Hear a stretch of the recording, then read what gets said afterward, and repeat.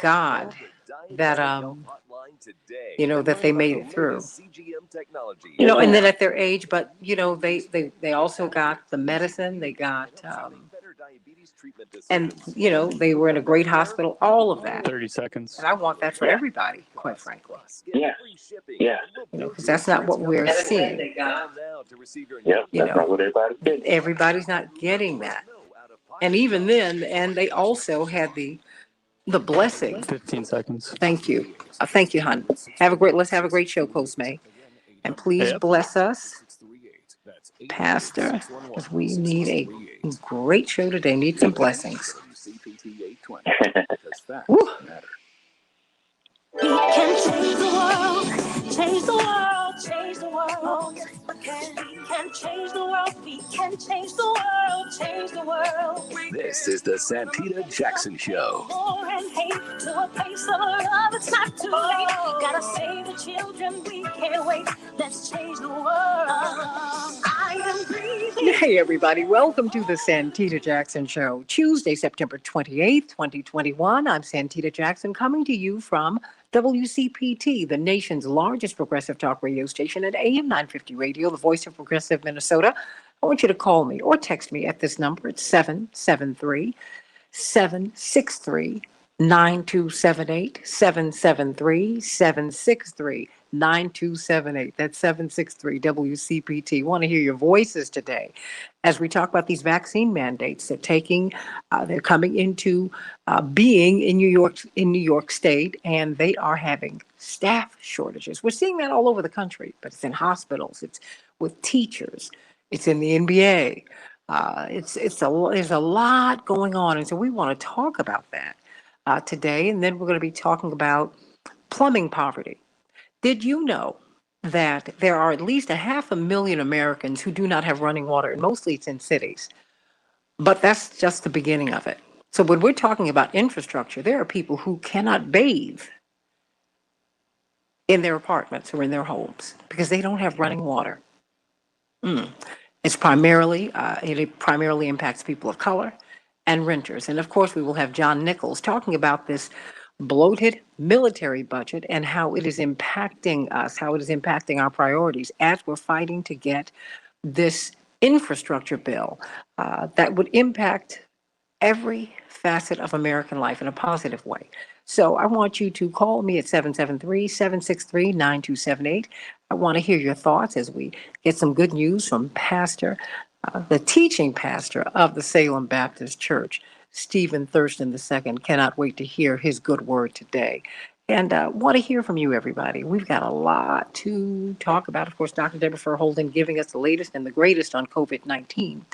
And really how we can protect ourselves. Dr. Shanina Knighton and Dr. Marnie Reeves, one of our morning stars. And speaking of whom, please join the morning stars on the Santita Jackson and Friends page on Facebook. And we're streaming on WCPT 820 on their Facebook page as well, and on my YouTube channel. That's right, Deborah F. How you doing? How you doing over there on the channel? Hey, beautiful Joyce, beautiful Barbara, beautiful Dawn, sending you all my love out there in Waukegan and every place else, in Mark and Dave up to the north in Canada, and Linda. How you doing, everybody? Andre here in Chicago. Are you driving that truck, Andre? Sending you much love, one of my God brothers. Everybody sending you, hey, Jewel, much, much love. Everybody, please like and share, and do what Jewel does. Jewel shares this broadcast on Twitter. Please do that. Please like and share, everybody. Like and share. Let's get to some of these headlines as we get to some of the good news and kick off this show. First, my headline. My baby sister, Dr. Jacqueline Jackson II. It's her birthday today. I got to give her much love. She and my brother Yusuf. Well, the babies, they're grown. They're real grown now.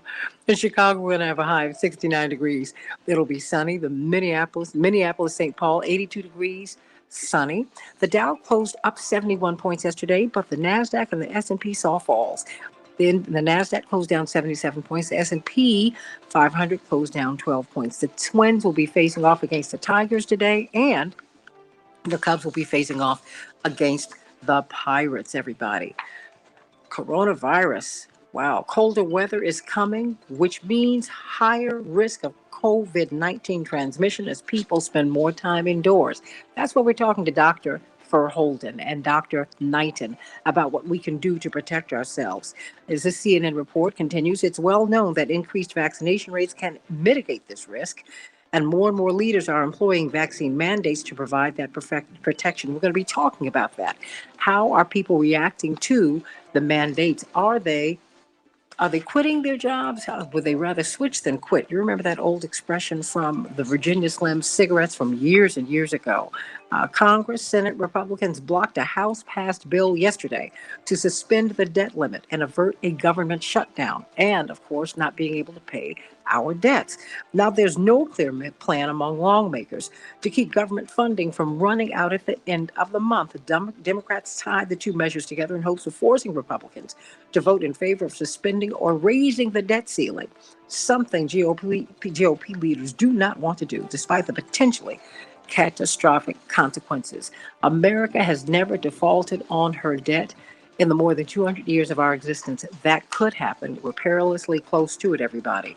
Secretary of Defense Lloyd Austin, Chairman of the Joint Chiefs of Staff Mark Milley, and U.S. Central Command Leader General Frank McKenzie are all set to testify today before a Senate committee. These officials will undoubtedly face tough questioning about the chaotic U.S. withdrawal from Afghanistan, and they will likely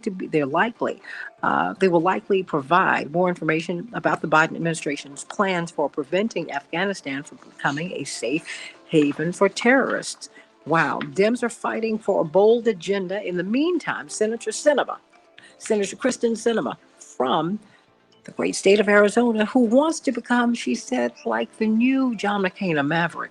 Well, she is now fundraising with the corporate opponents of the Democrats, although she is a leading Democrat. What do you think about that, everybody? You can't make this stuff up. Hospitals fear staffing shortages all over the country as vaccine deadlines are looming. And progressive leadership in Congress is holding on. They're saying a deal's a deal. We want the $3.5 trillion social investment plan, or we will not play ball with you. In the meantime, the NBA Players Association is holding fast on the requirement on not requiring their players to be vaccinated. What do you think about that? 773-763-9278, 773-763.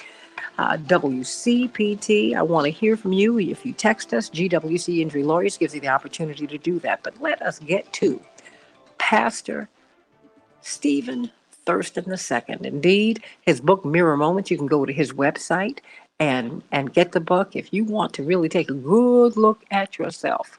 What did the song by Smokey Robinson say? Take a good look at my face. Get this book because it will help you seriously to look at yourself, And as we mature, we look not just at what other people have done to us, but maybe what we've done, or what our motivations are. It's a wonderful, wonderful book. It's such a blessing. It's so wonderful to hear your voice. We have missed you, but we're so glad that you're back with us.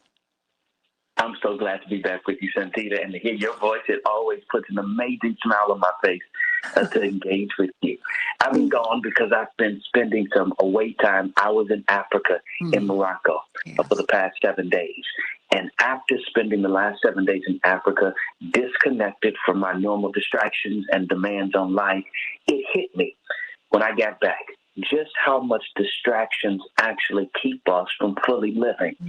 It's amazing when we really take an introspective look at our life in America, in the States, because it's filled with distractions.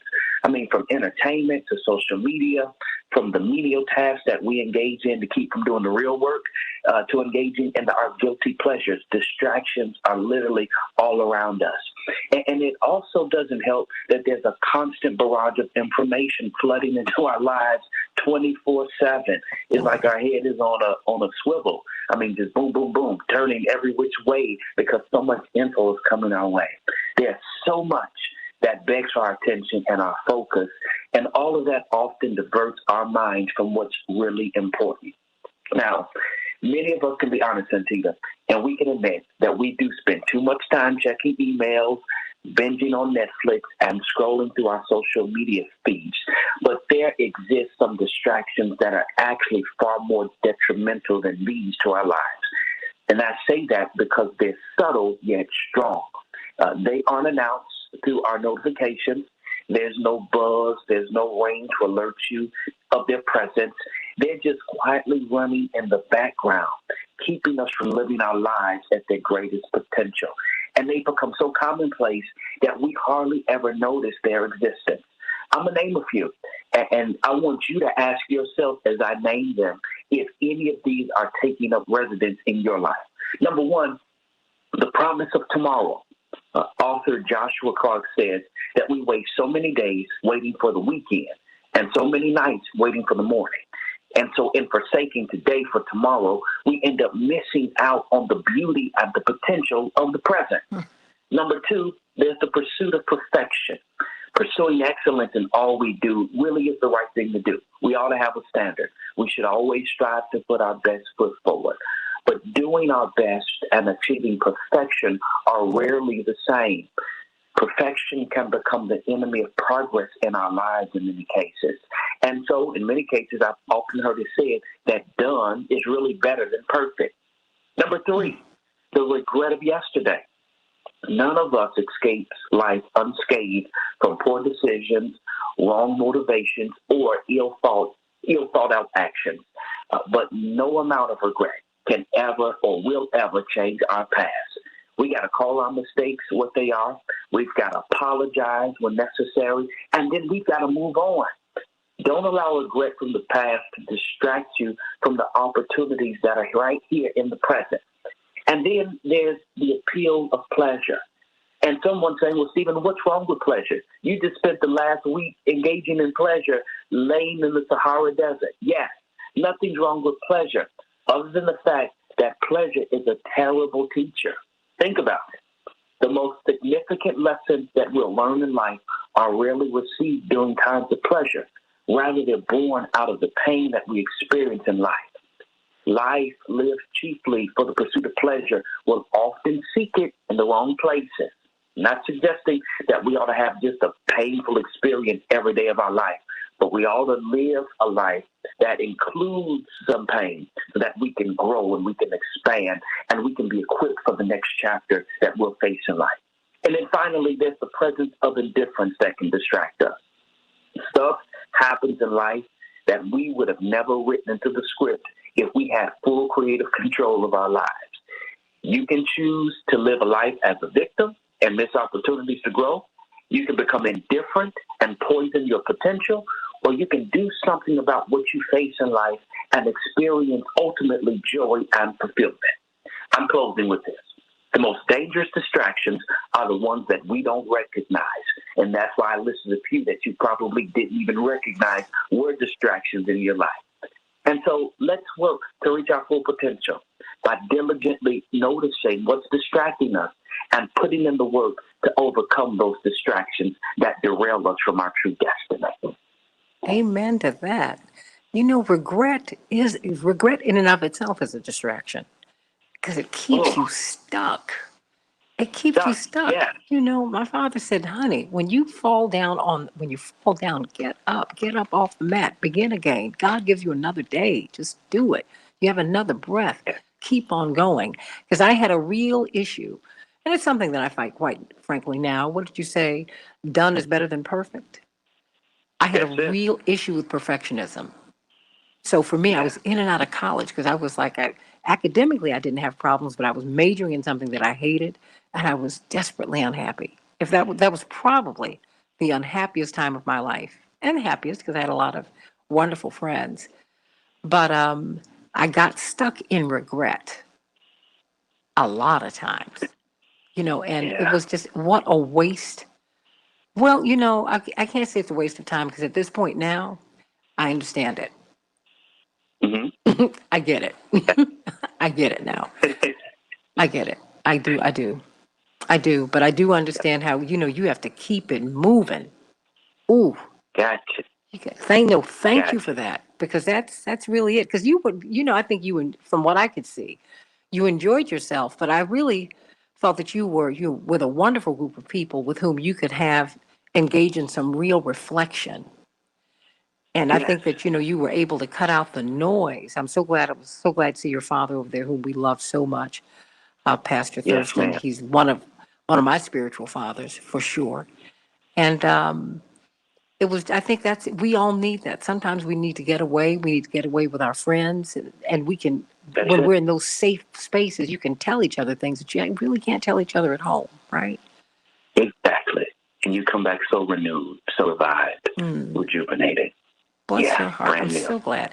Well, just very quickly before we get to Dr. Verholden, was it because you were on the continent of Africa? Did you feel a special sort of connection, a special kind of renewal? Yes. If those of you who are listening have never been to Africa, it must make your bucket list. Yeah. They move in such a different way than we move here. And you're almost literally forced to relax and just breathe and be in the present moment. You can say we're doing something at 10 o'clock. That's a mere suggestion in Africa. That's right. Things just flow. And it helps you to recognize how much we're distracted here, how much we're in an unnecessary rush to move through life. And it literally resets us back to, I think, the way God wants us to kind of operate, Santita, in just a very relaxed, chill, non-stressed way. We just kind of slithered through our time there. And I mean, you look up and half the day is gone, and you're like, that's okay. It's great. But you let life happen. I mean, in that way, because we, I would say, insultingly called it colored people's time. But the fact is, there's a rhythm. Like if you are rushing to get somewhere and you get all of these delays, and when you get to the place, if you do, you find out that there was an accident that you might have missed, that there was just something. You know, I have several friends who should have been at the World Trade Center. They were scheduled to be there on 9/11, 2001. But one thing or another happened. One of my girlfriends woke up with tonsillitis. She said, I went to bed, sniffles, woke up, couldn't even swallow. So instead of going to my meeting, she had to her husband had to take her to the hospital. Yes. You know, and I appreciate that. I appreciate that. We're going to have to talk about that some more because we really need to just obey the signs and get away sometimes, y'all. Get away. Get away. Get away. I'm so glad you're back, and I can't wait to see you this weekend. I can't wait. You know, we've got Dr. Deborah Verholden here, brilliant epidemiologist, Associate Dean of Public Health at Michigan State University. She's at their medical school. In fact, she's constructing their School of Public Health. And she comes out of Johns Hopkins. So I don't know how she does it. She's between Johns Hopkins and Michigan State. She's all over the place, but she is on the case, and we love that. Dr. Verholden, we're going to be talking about these vaccine mandates at the bottom of the hour as your panel joins you. But I wanted to ask you, more and more, we're finding out more and more about what happened on The View on Friday. And I know I keep bringing this up, but I bring it up because you have been so firm and unwavering about basic protocols that we need to follow. And I need you to help me understand how testing is supposed to go. The host of The View apparently were tested before they went onto the set, but they did not get the results until they were on set while they were in the midst of the show. Is that appropriate? Is that the way this is supposed to work? Yeah, good morning. Well, that's not how that's supposed to work. Okay. The goal of the test is not to merely take a test. The goal of the test is to be informed by the results. So if you don't have the results, then you've fallen short of what the whole intention of getting tested was. People, I think, are just rushing to sort of do the things that they want to do and not necessarily do the things that they need to be doing. If a lot of the international travel requires a negative COVID test. It doesn't say you have to take a test. You actually have to present evidence of a negative test. In the absence of that, you won't be able to fly. So people just need to take a breath, slow down, honor the protocols. These rapid tests can be turned around in 15 minutes. So it really doesn't make sense to me why, if that's the protocol, that somebody would, put themselves in whatever situation without having the test result. It's 15 minutes. Like, this is not rocket science. So, yeah, it's not the act of taking the test. It's the getting the negative test result that matters. Should there be a protocol? Because you go from state to state, city to city, town to town, place to place, everything is different, Dr. Verholden. And I have to tell you, what happened on The View on Friday was, it was disturbing to me because I said, what is the point of getting a test if you don't wait to get the result in a pandemic? How were you allowed to go on set? I don't understand that. I mean, this is the state that we're living in. And you got to think, you have all these big events that are happening, and it varies state to city. A lot of places have no requirement for or no restrictions on indoor gatherings or large events. Some people have no workplace requirements. It varies. This is the time where we really need, and I've been saying this as well. There are some basic things that we've needed a national strategy on that we just still don't have. It's just so sad. And now I personally do think the mandates are going to get more shots in arms. I think it's a mistake. I think the vaccine mandate, if there are things that we should be mandating, it should be prevention. It should be the things that, are going to help us over the long haul. Not the things that are the most invasive and for many people will occur like a violation of their basic human rights. So I just think we're just still missing the mark. But again, they say it, but they don't do it. They say follow the science, but they're not following the science At all. But you know what? I think we're going to see this with the NBA because the NBA Players Association have pushed back very hard on the NBA on vaccine mandates. In fact, they said that's a non-starter. We're not going to ask our players to be vaccinated. And you're seeing more and more of the players who Kyrie Irving wasn't at the team huddle. He said, and when they asked him whether he was vaccinated or not, he said it's private. LeBron James has said that. I think that we need to have open discussions about that because these are very, very popular people, also who come from the heart of the Black community, where there is a lot of not hesitancy, just we need to have some discussions. And now we're seeing staffing shortages in hospitals and in the realm of education. And I've got about 30 seconds. Why do you say it's a mistake to push people to get these shots, to get these vaccines? Well, one, because the vaccine alone isn't going to solve the problem, right? Mm-hmm. And so to force that one solution on people in the absence of all the other layers of protection, is there, like you would say, is there a mandate for therapeutics? I don't think so. And Medicare for all? Yeah, all of these things. We're pushing the thing that puts the responsibility and the burden on the individual, not the government, not the healthcare system, not the, sort of larger societal accountability. I think that's a mistake. I think mandate Medicare for all, mandate therapeutics. I got some mandates for you now. We need them. Oh, yeah. Yeah. Because as Dr. Deborah Verholden has been saying, we have a Swiss cheese model.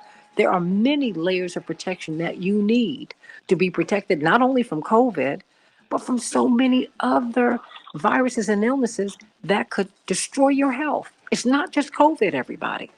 There are many other viruses and many other illnesses that are far less survivable than this. We'll be talking about that going forward with Dr. Deborah Verholden. She's going to roll out just the vaccines that adults need. We didn't even know about that. Talking about healthfulness on the Santita Jackson Show. Stay right here. We're going to be talking about these vaccine mandates on the Santita Jackson Show.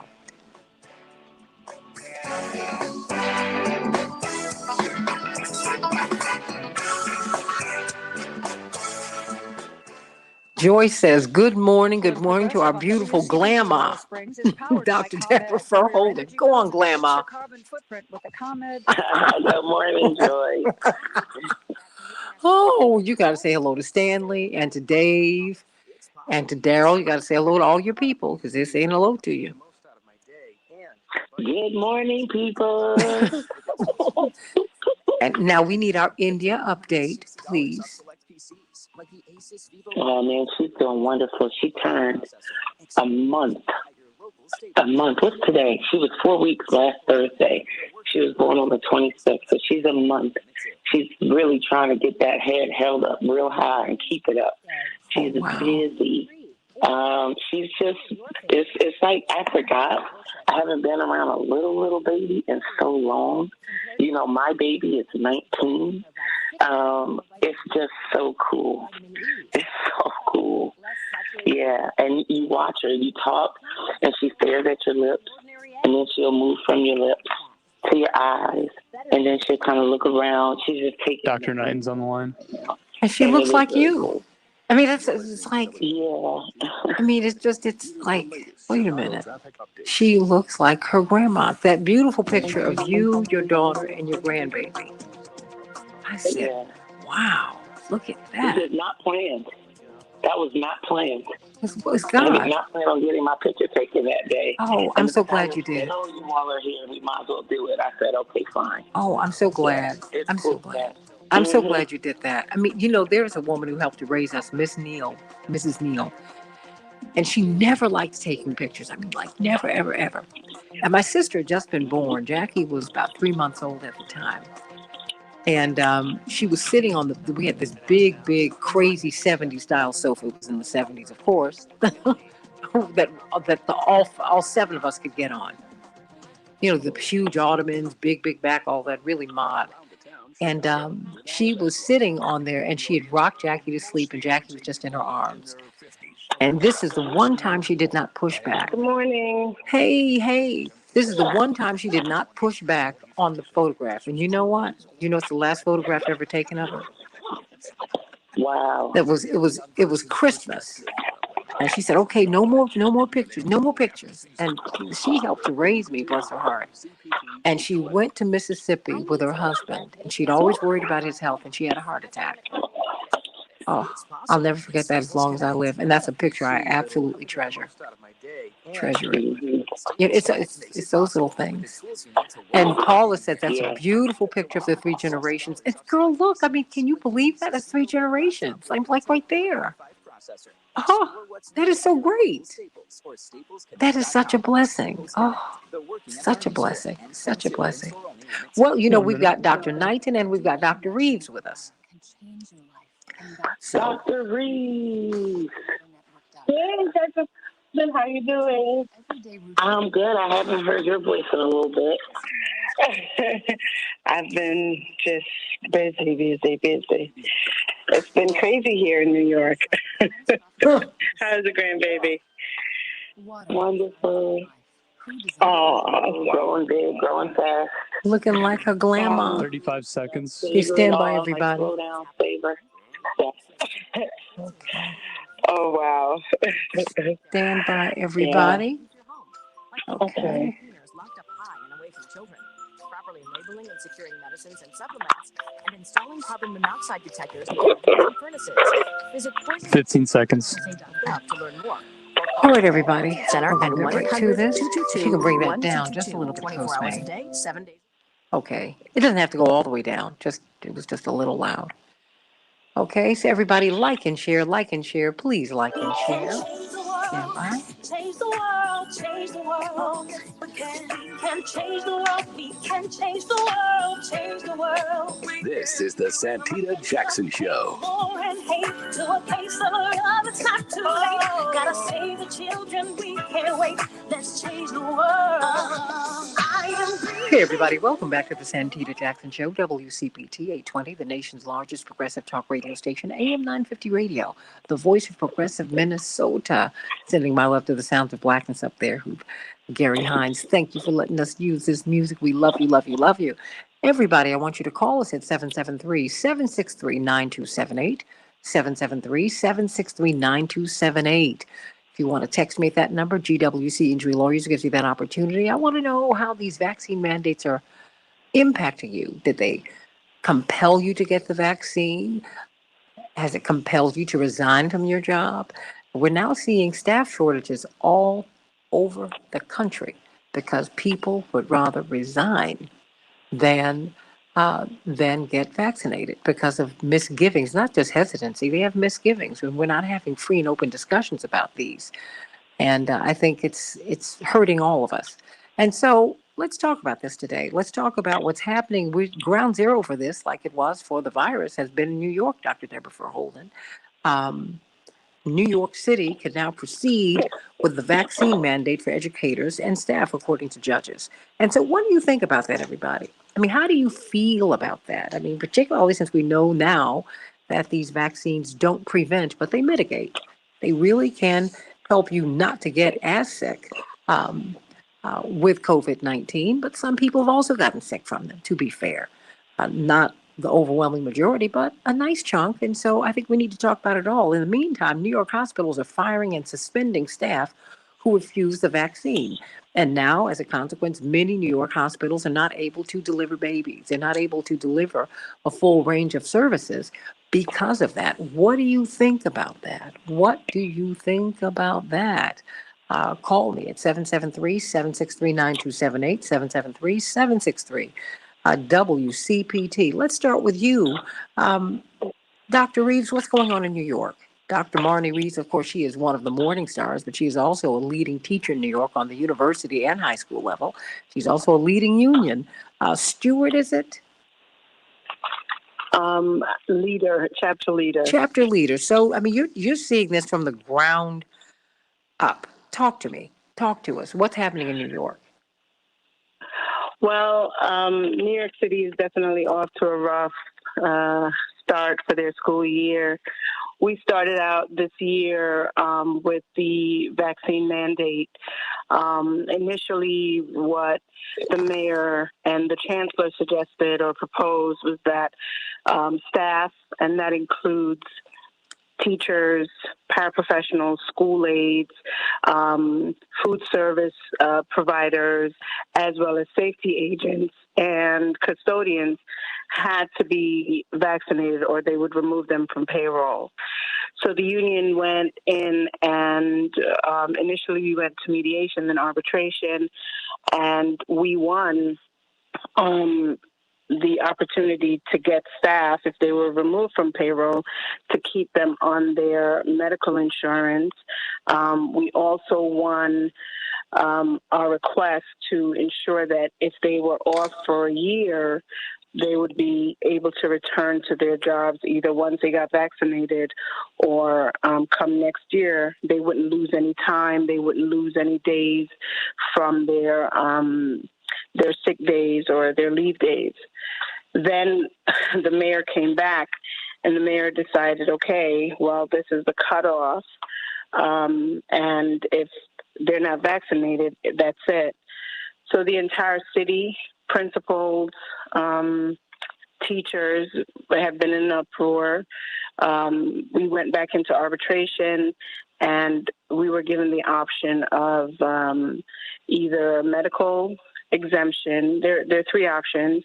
There's a medical exemption, or leave without pay. And then there's a medical accommodation. So the people who have medical accommodations will be able to work off-site in another location, not in a school. The people with medical exemptions would be home again without pay, but with their medical insurance for a year. And leave without pay is exactly what it sounds like. It's you leave your position and you won't be paid for a year or until you decide that you are going to get vaccinated. And they gave deadlines for all of that.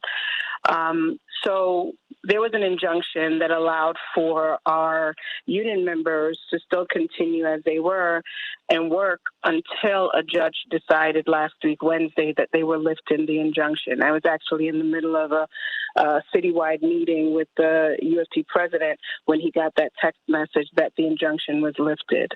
At that time, we were told about 85% of public school staff were not vaccinated. Little did many of us know that a lot of them were also principals. So the deadline was for them to be vaccinated by Monday, the 27th. if they didn't get vaccinated by that day, they would be off payroll by Tuesday, so they could not enter a school building on Tuesday. On Friday night, there was a request from the unions collectively to have an injunction, to have an appeal, and there was an injunction granted Saturday morning. But where are we now? Well, yesterday, surprisingly, the Federal Appeals Court upheld the vaccine mandate. So at this point in time, we have about 90% of our staff, and that's faculty, who are vaccinated. The biggest issue we have right now is safety, school safety agents in schools. There's only about 50% of school safety agents that's mandated. We have schools that are overcrowded, and the tensions it's just been building in almost every large school, where if there wasn't a grudge before the pandemic, some of these kids are coming back with those same grudges, and they want to settle them now. So far, we've had about 5 fights. Well, hold on one moment. Teachers are vaccinated overwhelmingly, but principals are not. What about the other staff, very quickly? The issue that we have is that food service workers are DC 37. They're not UFT, but they're DC 37. They have not all been vaccinated. The biggest problem for us are those on the police union side, the school safety agents. They're no longer UFT members. They're now with the police, and only 50% of them have been vaccinated. In schools like mine, where you have almost 4,000 students, you need at least one school safety agent per 500 students. Every safety agent in our school has been vaccinated, but because other safety agents around the city have not been vaccinated, they would have to redeploy them to other sites. So we would not be able to keep our school safety agents. They would send them to other schools. We might end up with one in a school of 4,000 when we're supposed to have a minimum of 6. Well, hold on one moment. Hold on. This is the issue that we have right now. This is one of your issues, because, I mean, actual health safety is an issue, too, since we're seeing breakthrough viruses. Dr. Verholden, before I go to Dr. Knighton, you said that we're not mandating these safety protocols, social distancing, masks. Can you go into that, please? I mean, just given what you've heard from Dr. Reeves. Yeah, and these are things that we could have and should have been mandating much earlier on, and we should have been mandating them at a national level, right? Because what we've done is we kicked the can down the road and left it up to governors. And then governors have left it up to mayors and county executives. And then some of those people even have not done it and have kicked the can to the left or the right over to local health officers or boards of health and things like that.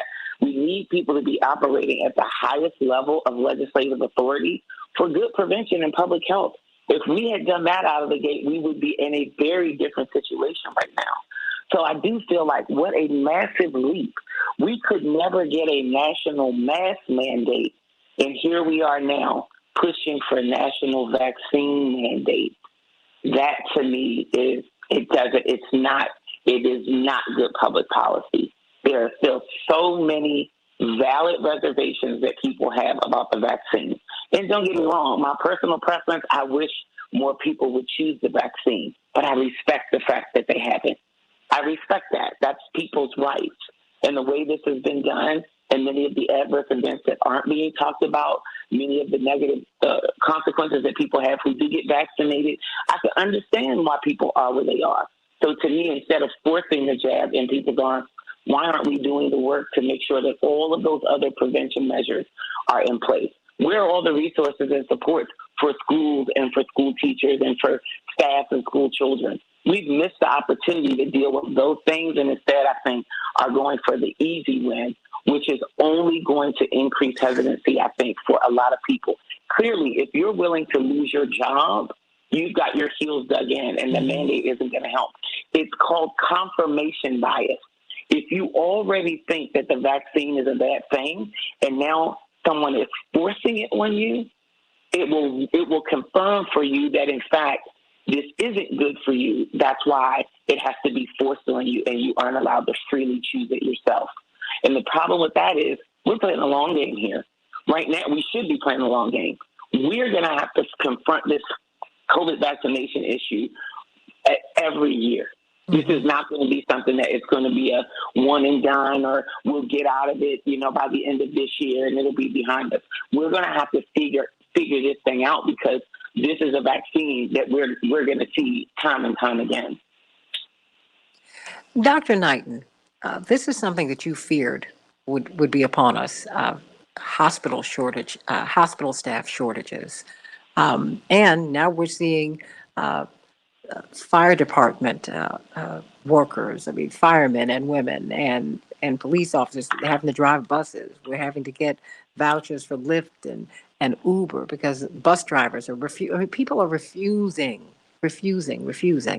And a lot of this, you're right, Dr. Verholden, confirmation bias. What could Dr. Reeves do in the school, just given the fact that we don't have a mandate on these health protocols? Dr. Verholden, you make the point.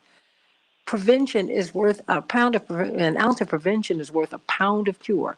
Infection preventionist, Dr. Shanina Knighton, what are you seeing here? So it's disturbing. And Dr. Reeves, I love teachers. I love educators because they are the pillar of our children. They were the pillar of me in terms of where I am. And what's disheartening is even before we got to the place of where the schools reopened, there was plenty of time to think through this plan. And what I find right now is that we are functioning within a leadership system that is more reactive than proactive. A lot of this stuff could have been figured out if they knew that they were getting to a place. Like, let's be honest, if December of 2020, we knew that they were starting to be deployed, okay, and it was healthcare workers in line, and then it was teachers that was next. In regards to vaccinations, they should have been working on staff shortages then. We had similar issues here where our school system was short because they didn't account for the teachers that may have needed to be out to quarantine, or the teachers that needed to be out because they were awaiting testing. So that led to a shortage one week where the schools had to go virtual. Then the following week, they didn't have enough bus drivers. So because kids ain't had transportation to school, they had to close it again. So when I'm looking at this, I will tell you I have been in some schools here that have gotten it right. Meaning that at the door, when these kids come in, there's a little temperature check on the wall. Then kids they're actively given hand sanitizer to sanitize and educate them on how to use it. They're also being provided a mask as well, so everyone has on the same universal mask. And they're reminded to pull them up. They are done. They have checks at the door where they're saying, like, hey, is your mask up? It needs to cover your mouth and your nose. So I'm seeing some areas in some school systems, and this is, again, a school system that's not even, I would say, as well-resourced. Like, I live in, Cleveland is the poor city, okay? So it's not like it's well-resourced, but it's little small things that can go a long way. So when I see protocols like that, I am hopeful. The problem comes is that I find this to be an ethical issue, meaning that there were healthcare workers, there were firefighters, there were police officers that early on in this pandemic put their lives on the line. They put their health on the line before we had any vaccinations, before there was any masking policies. I know what this is like because during H1N1 Ebola, people that were infected walked inside of our hospitals, and we may have not been able to be protecting ourselves. So to me, this is a slap in their face when we did not have any protective gear. The same people know that nurses is one of the sickest professions when it comes to having good health, and that is because we are sleep deprived, we're overworked, we're underappreciated. So if you can imagine how many individuals out of all of these professions that are essential workers have chronic conditions, it's reflective of the 60% of the United States that has chronic conditions. So now, unlike, Dr. Reeves and their union where they're saying you can keep your health care insurance, now I don't have a job to cover the copays. I don't have a job to cover my insulin. I don't have a job to cover my hypertension or my high blood pressure medicine. So it's like now, because I won't get a COVID vaccine mandate, are you essentially telling me because I'm mismanaging my chronic conditions, I'm going to die from something else because we don't have, again, an FDA-approved medication, but essentially you're going to do harm to me? And this is where, honestly, Santita, it would be very good to hear from CK at some point, because I honestly want to know what are going to be the unintended consequences of these employers, again, forcing a vaccination policy on employees, but yet taking away their fundamental right of health right now and health care when they know that these people have existing chronic conditions and cannot afford their medications and cannot afford their care because they are forced to make one health decision, okay, that can impact the rest of the chronic conditions that they've been managing for years. Well, you know, we're going to have legal Q&A with CK tomorrow, as we will on every Wednesday going forward. And maybe you all can join her, because there are two big cases we need to look at. We need to look at the vaccine mandate. And of course, R. Kelly was convicted yesterday. He has some other cases that are pending. And so we should talk about that, and we should talk about this. Let me go to Louis. Louis is called back. Louis, what's on your mind? Louis from Wheaton? Yes. Hey, Santita, how are you? It's wonderful hearing your voice. Thank you so much for being so patient. Oh, no worries. First of all, thank you for the incredible resource and information you provide every morning from your experts. It's really been enlightening, and we love your show. So a couple of things just wanted to point out about, and maybe this is a question for your panel. Of course. So the technology behind the vaccine has actually been in development for literally decades. And so a few of the comments I've heard out there is that this is an unproven technology, but yet this stuff has been in the pipe for literally decades. It was just this last 2 years, because of the pandemic, that we had to, move it along so that we could all get the shots. That was the first question I had on it, about how long this has really been in development. And the other item is that with now literally billions of people who've gotten the vaccine, it's kind of proven now that there's really no downside of taking it. So my question for the experts is, what is the downside if really there's billions of people that already have been vaccinated? And then on the employment front, the question I have is, people that are choosing not to do it, that's their choice. But the reality is this is no different than any other vaccination. So making that personal choice in a public health crisis, that's a personal choice. But my question for the experts is, isn't it just like taking any other vaccine? So okay, we'll stay right there, Louis, because you gave us a lot, and I want them to get to you, the experts. I'm not the expert. The first question was what? So on mRNA, he was saying it's been around for a minute. Okay, Dr. Knight, why don't you go? It's been around for a minute. Mm-hmm. Yes. So the thing is, thank you so much for your question. You're absolutely right. It has been around since as early as 1988 in terms of the technology. And it was as of 2018, 2019 that they actually started to turn a corner and find hope in that it could be used to treat viruses. The problem is that many people have is that the mRNA in regards to the other ingredients that are inside of the vaccine, meaning like it's just like making a cake, right? So you mix the cake up and you have this one ingredient that you've been studying, but then you want to include other ingredients. And the other ingredients may influence the impact of it, which means that you may have gotten great efficacy, meaning an efficacy means that it works in real world, in conditions that are perfect. So you've created the perfect conditions for it to work. So that's efficacy. Then there's effectiveness, which is where we are right now in the current pandemic, where yes, the technology is deployed because we studied that it initially works, But now we're studying how effective is it in real world settings, meaning that when we do not have, let's say, the perfect participant that has, stable chronic conditions or no chronic conditions or are at a perfect age, now that we're studying it in the general population, how safe is it and what are the long-term effects?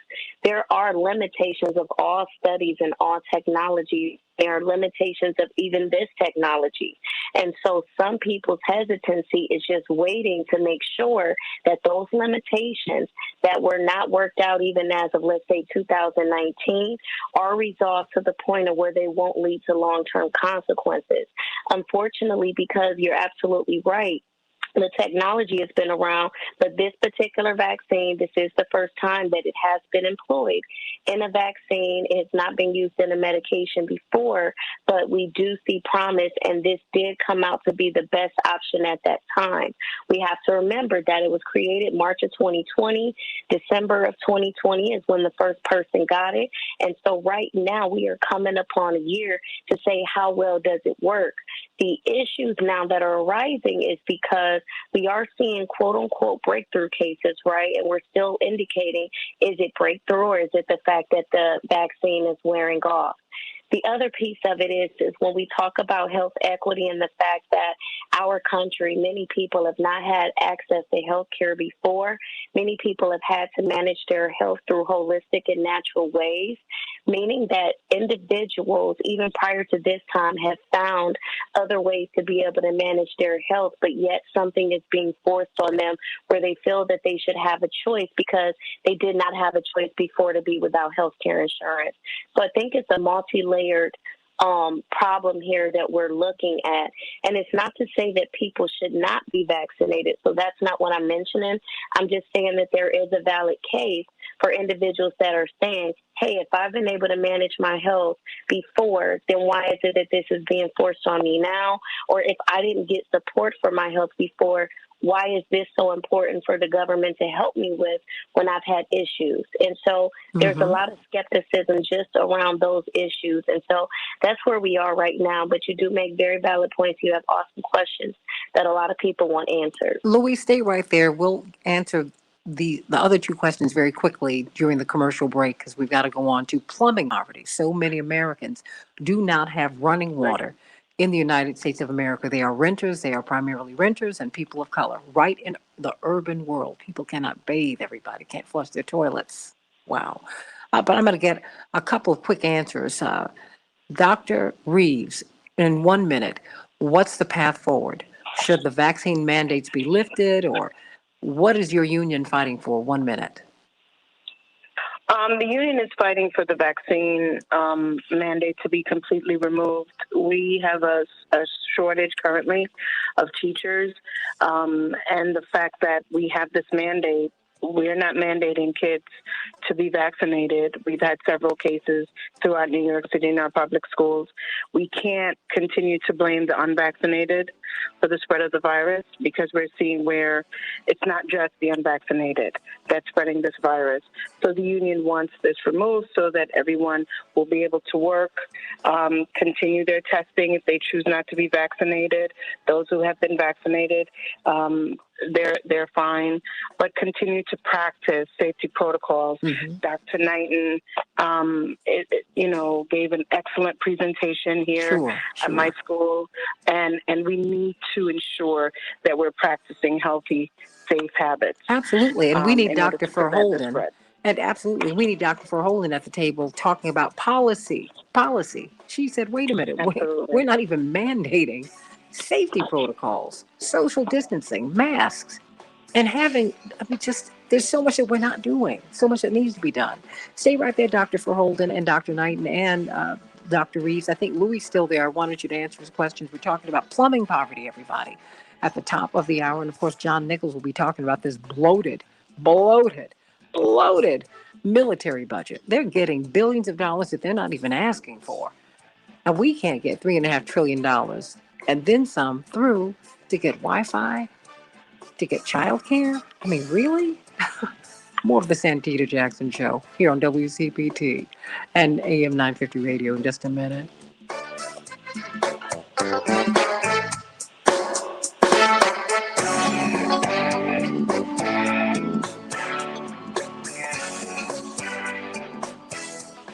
All right, beautiful people. I can only keep you all on for a couple of minutes. Is Louis still there? Bloated all the time with daily diarrhea. Yes.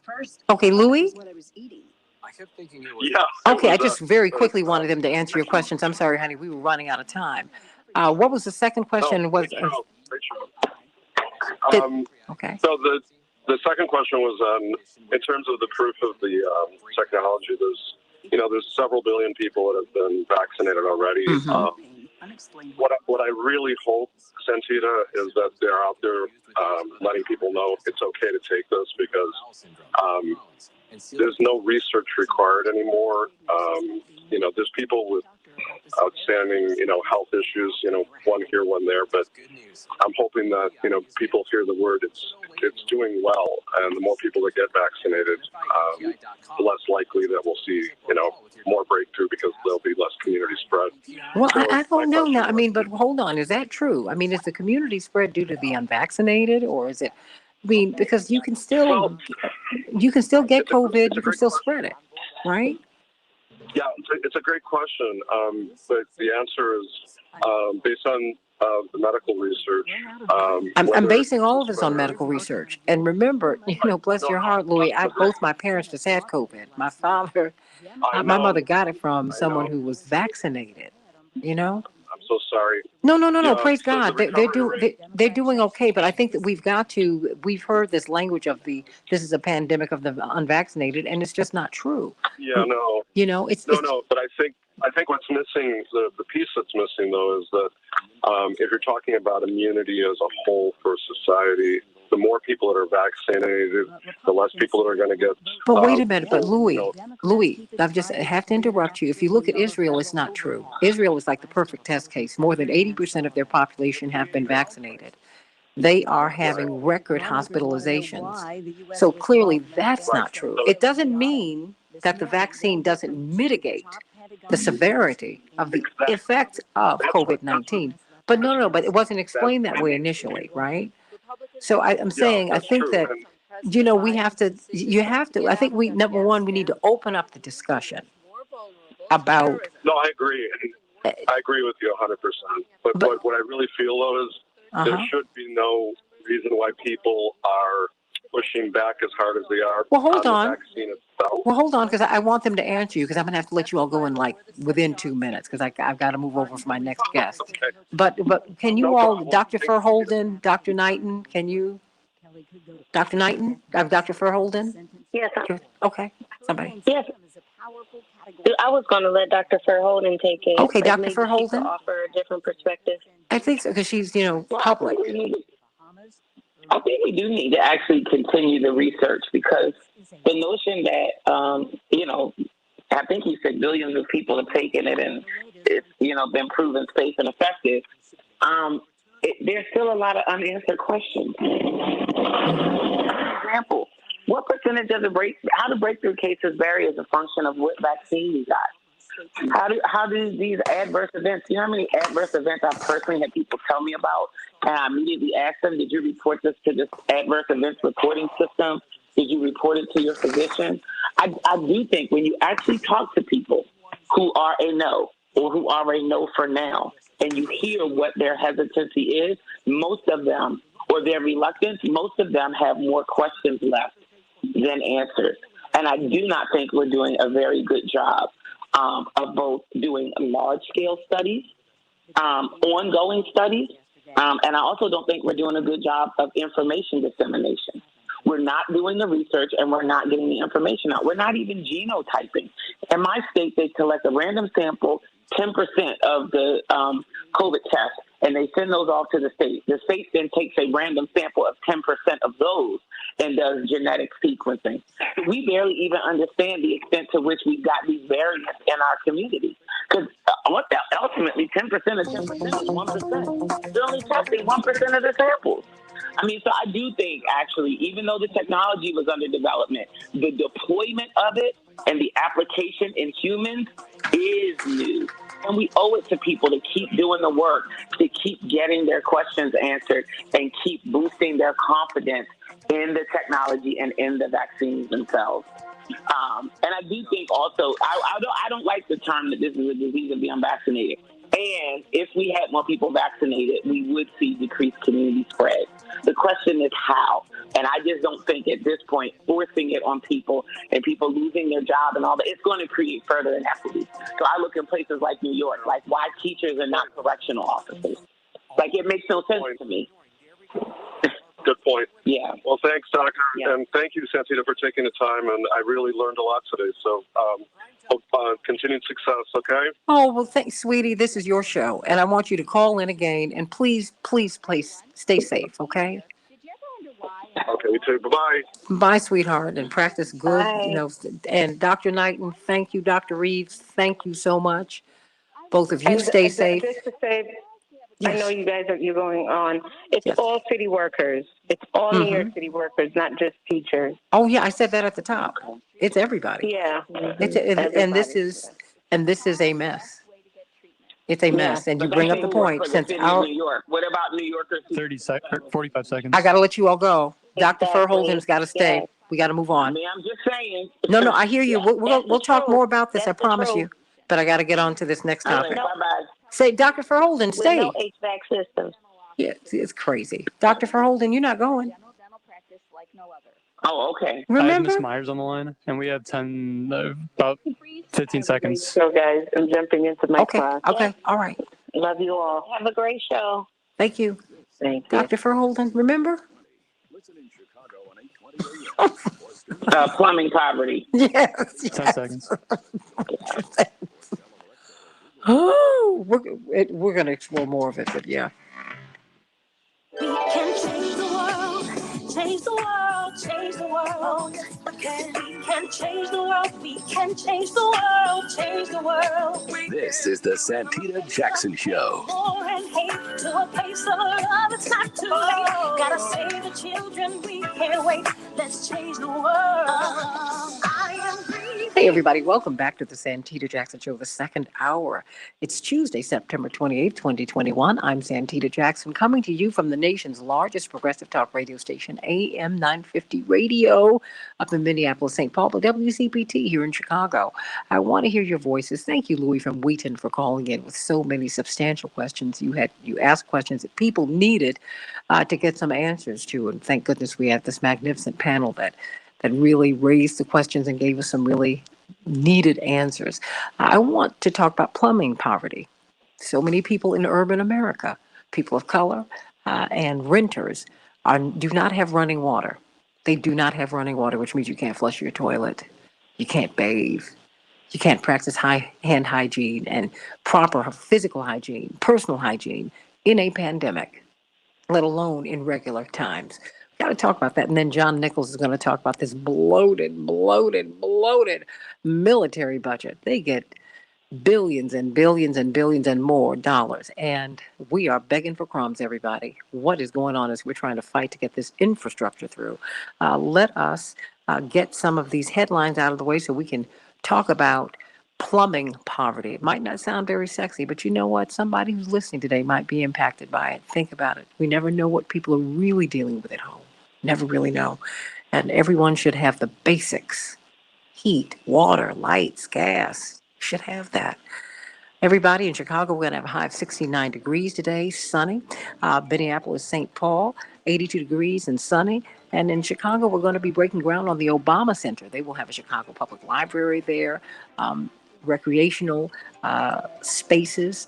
It won't be the library, but it will be the Obama Center. They'll be breaking ground later on today, the President and First Lady Michelle Obama. The Dow closed up 71 points yesterday, and the NASDAQ closed down 77 points, and the S&P 500 closed up 12. The Twins will be playing the Tigers, and the Cubs will be facing off against the Pirates as we're watching the NBA season begin. NBA players are not required to get COVID-19 vaccines. That is something that their union has been pushing. They do not want to be forced to get vaccines, and more star players are being they're not showing up for the NBA Media Day because there is a vaccine requirement. We're going to be following that story very closely on the Santita Jackson Show.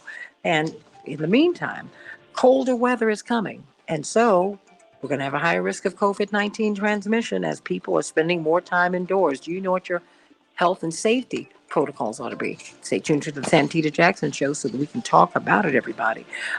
With respect to Afghanistan, the Secretary of Defense, Lloyd Austin, Chairman of the Joint Chiefs of Staff, Mark Milley, General Mark Milley, and U.S. Central Command Leader General Frank McKenzie are all set to testify today before a Senate committee. The officials will undoubtedly face tough questions about the chaotic withdrawal of the United States from Afghanistan. So we will see how that goes. Senate Republicans have blocked a House-passed bill yesterday to suspend the debt limit and avert a government shutdown. If we have a government shutdown, if we do not lift the debt limit, for the first time in our more than 200-year-old history, America will not be able to pay its credit card debts. What will that be like?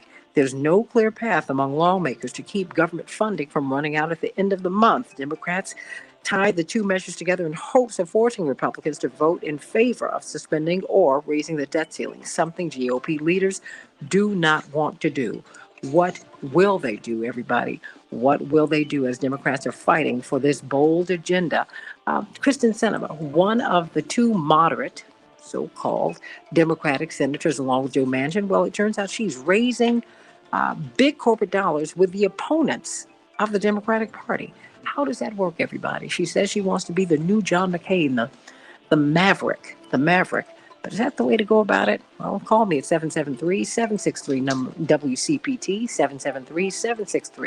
773-763-9278. GWC Injury Lawyers gives you the opportunity to text. I want to hear your voices today. We're talking about plumbing poverty, everybody. Plumbing poverty. What does that mean? Well, I mean, just what it says, plumbing poverty. Almost 500,000 Americans, at least,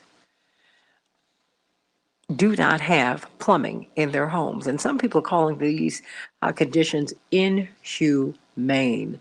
This is a study that came out of the Plumbing Poverty Project. It was a collaboration between King's College in London, Fine University, and the University of Arizona. It's shocking that people all over the United States do not have running water in their apartments. And primarily these people are renters and they're people of color. But it's something that plagues a lot of people. Many people cannot flush the toilet. They cannot flush the toilet. They do not have running water. They cannot bathe. They have to go to public places and spaces to bathe. How does this happen in San Francisco, in Milwaukee? San Francisco, which is home to, is one of the biggest, boasts one of the biggest population of billionaires of any place on earth. And yet you have that kind of grinding poverty in San Francisco. What's happening in Milwaukee? What's happening all over the United States of America? What's happening in New York? What's happening in the wealthiest country on earth with some of the most populous places in our country, Chicago, Los Angeles, don't have plumbing for their citizens. We're going to talk with Wisconsin State Representative Lakeisha Myers about this, and Dr. Deborah Verholden has stayed with us because this truly, Dr. Verholden, is a public health issue. We're asking people during this pandemic to practice good personal hygiene, hand hygiene, but people don't have running water at home. Dr. Verholden. Yeah, because I live in a place where we are high on water insecurity in Flint, Michigan, and this was a big problem that we had in Flint, right? Because hand hygiene is the big thing in the beginning. Wash your hands, sanitize your hands, and so what a lot of people don't know about Flint is because of all of the damage that was done, all of the repair that's needed, our water bills went through the roof. So we pay a lot more for water in Flint than you will find any other place in the state and in most cities throughout the country. And what was happening? People's water was getting shut off. So how can you maintain good hand hygiene if your water's been shut off? Again, this is where policy becomes relevant, because the policy that was implemented was a moratorium on water shutoffs. And all water that was shut off in households that were inhabited, right? There are some households that aren't inhabited. Even if you were a squatter, all you had to do was call and say, I live in this house, whether or not it was you were squatting, under a lease, an owner, a renter, etc. And the city turned that water back on and has not turned anybody's water off during the pandemic. So water was turned back on and no water was cut back off. Those are the types of things that we need. water security and water insecurity. It's crazy that it's such a problem in the U.S. and even worse, that it's such a problem in major affluent cities. When I looked at this article, it's talking about the percentage of the population in the cities that have the highest greatest numbers of people who live without, running water and flushing toilets and things like that. It's cities like New York, San Francisco, Los Angeles, where we have some of the wealthiest people in our country. And in those same cities, you've got people who are living under these just inhumane, deplorable conditions. We need policy for that. There's no reason that should be happening at this day and age. At least 1.1 million people in the United States do not have hot and cold running water in their house. A shower or a tub for bathing. This is from a 2020 study. But in the midst of this pandemic, it becomes even more crucial. It's crucial in the ordinary times. Wisconsin State Representative Lakeisha Myers, but this is just unbelievable. I mean, pound for pound, one of the wealthiest cities on earth, one of the most expensive cities is San Francisco, and yet they've got people right in the middle of Chinatown, right in the middle of their city, who don't have running water. It's unbelievable. It is unbelievable. I think one of the things we have to look at with reading the article is that a lot of the infrastructure for the building is where you see a lot of the plumbing poverty come into play. And I didn't mean to be alliterative there, but I just want to say that when you look at old buildings, and the article specifically used the story of one woman who lived in a tenement building. We don't usually see a lot of tenement buildings still around. They were prevalent in the early 1900s, late 1800s, where, you shared restrooms on a floor with maybe 4 or 5 other people or families. When she talks about every other day, the water backing up because the piping system in the city is old. That's a part of this infrastructure package that we're looking at. I think when you look at Dr. Verholden talking about cities like Flint, just like Milwaukee and just like Chicago, we sit on Great Lakes. So we should have a problem with water because we sit right next to water sources. That is not the case when you look at certain inland areas like California, where they had issues even getting water from Northern California to Southern California. And with the processing systems that they have to have of purifying salt water and making sure that cities have water. You would think that would have been over with by now, but it's not. I think part of the federal infrastructure package is not just roads and bridges, but also looking at the quality of water and water quality in cities that do have water. In Milwaukee, we have 70% lead laterals in the older parts of our city. So people are basically cooking and drinking and bathing with lead in their water. So that can create other problems as well. So I think their water quality is a major infrastructure issue. And trying to figure out the policy pieces, as Deborah Verholden talked about, with who pays for what part of the street. In Milwaukee, we're having debates right now with individuals who are saying, well, I didn't run the lead pipe from the street into my home, but the city is saying you're responsible up to a certain point from what comes into your home going out to the street. So they'll fix a certain part of it, but want to assess a person $1,200 to $1,500 or more to combat the lead issue with piping going directly into their home. And they're saying my house was built in 1885. I didn't even live here at that time, so that shouldn't be my fault. But folks are having to pay exorbitant amounts of money, sometimes $10,000 and $12,000 to replace lead piping that exists on the property that they have. Wait a minute. So these are some of the things that we're talking. Yes, ma'am. Wait. Property owners are having to do that? Property owners, yes. In certain parts of the city, property owners have been told that the city will do the work, but they will be assessed on their property tax bill. Of course, that's at a higher rate than probably what you could do it for privately. And the time that is necessary for to do the work, that they will get assessed an additional $10,000 to fix lead piping that goes into their home. And of course, if you can't pay that, you can lose your home, and then that's the end of that. Exactly. So a lot of people don't deal with it. They are still living with lead water coming into their homes at a certain point, or coming out of their homes, because they have older piping that goes in and out of their homes. We pinpointed it to about 1955. So if you live in a house in the city of Milwaukee that was built prior to 1955, you more than likely have lead pipes in your house. Dr. Deborah Holden, I mean, what has been your experience in Flint, and what is the way out? I mean, because I had never heard of plumbing poverty, although I certainly did know it existed. But I mean, it's in urban America. I mean, we think that in urban America we've got the finest of the fine, we've got the greatest access to all the great services. And you have like a global south, what we used to call a third world, right in the middle of the United States, in the middle of our cities. How can someone not have access to running water in their place that they're paying for? Because, if they don't pay their rent, they get evicted. I mean, how does that work? Dr. Verholden.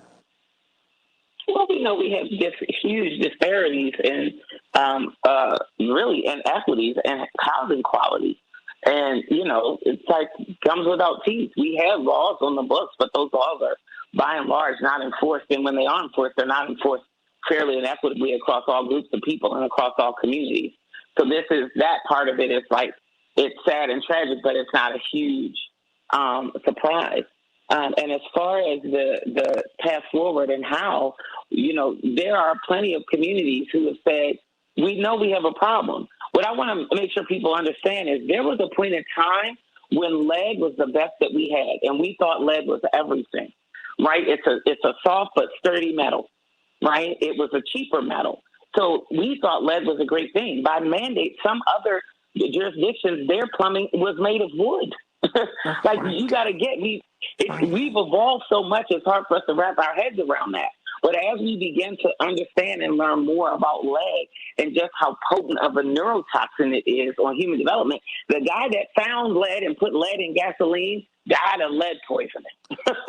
Like, we've learned a lot about, I'm not even kidding you. We've learned a lot about lead. You can't make that up. Yeah, you can. We've learned a lot about lead over time. And so what cities should be doing is they all should have had a 20-year plan about 20 years ago.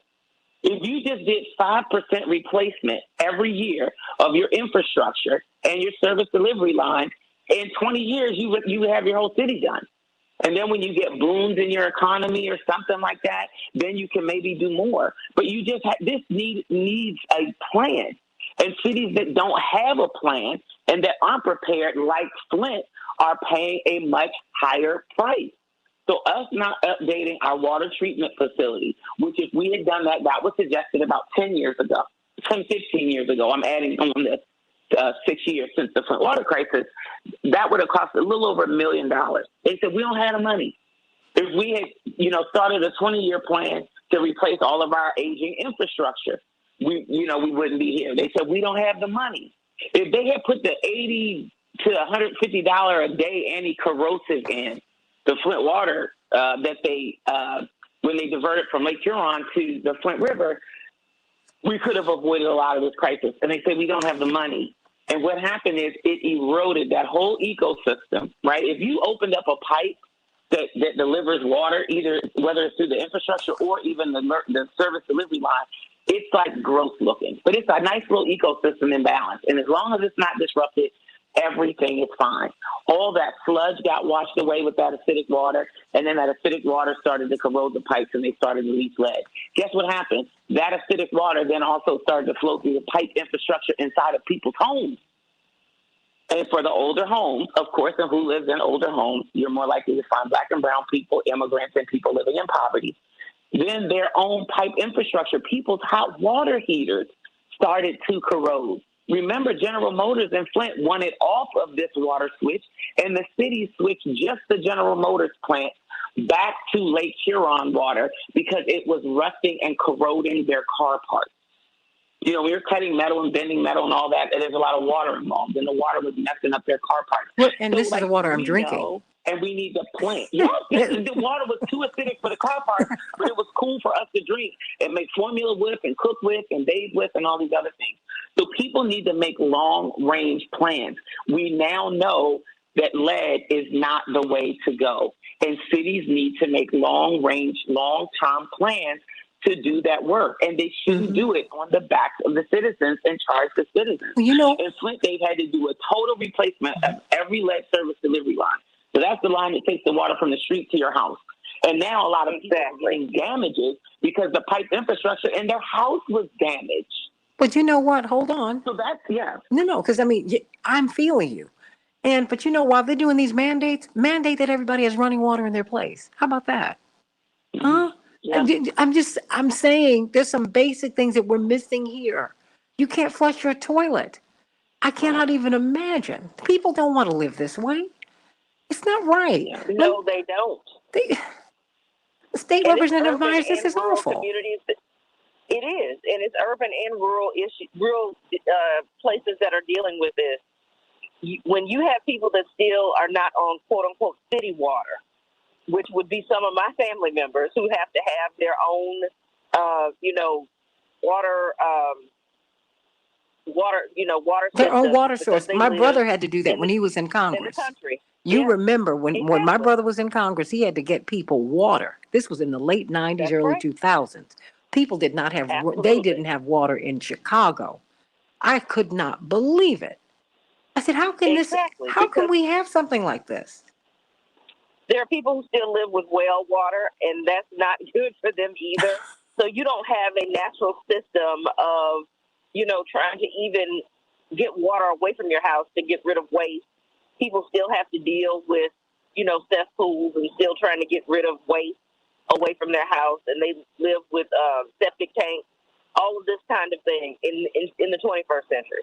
So it has to be a large, sweeping policy to make sure that you have water equity across the board. It's an environmental issue, most definitely, Well, for everybody involved. let me bring up Jim from Chicago. Jim, I've got about a minute and a half, and it belongs to you because this is infrastructure, Jim. Good morning. Good morning, Cynthia. The Republicans are invested in a permanent underclass. It's obvious. It's been obvious for years. Roosevelt would have had 6 terms if he would have had the help to do it. And the Republicans would have had to retreat in every corner of the country. They're invested in a permanent underclass. They couldn't gain power without it. It's obvious with this infrastructure bill. They're fighting it like it was a cancer. I mean, it's incredible. They're invested in a permanent underclass. And if that's the case, if that's the way they want to treat their fellow man, good luck to them. Anyway, good morning, Santita. Oh, good morning to you, my sweet. Bless his heart. It's shameful. I mean, and just very quickly, State Representative Lakeisha Myers, I've got 30 seconds. Is this what the infrastructure bill is about in part? Absolutely. This is what the infrastructure bill is about in part. I think when you look at, they specifically name water treatment and removal of lead pipes as part of the infrastructure plan. You have to have that in order to have quality of life for people. Making sure you tear down buildings that are old and rebuild them with quality infrastructure so people can flush the toilet. There's no reason for folks to still live in tenement buildings where they have one restroom per floor and it's not working. And you're dealing with 1890 infrastructure in 2021. This is ridiculous. Wisconsin State Representative Lakeisha Myers, we claim her here in Chicago too. Hey, she's also a teacher. We love her. And Dr. Deborah Verholden, epidemiologist, Associate Dean of Public Health at Michigan State University, freedom fighters. Both of these women are. Thank you so much. Thank you so much for being with us today.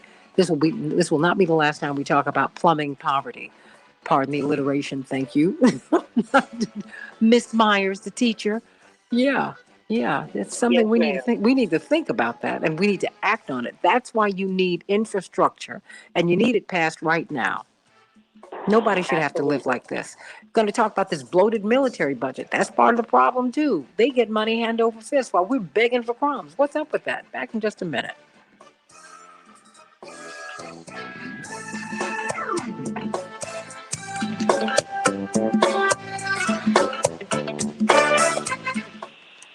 Lovely ladies, thank you so much for being with us today. You all were great.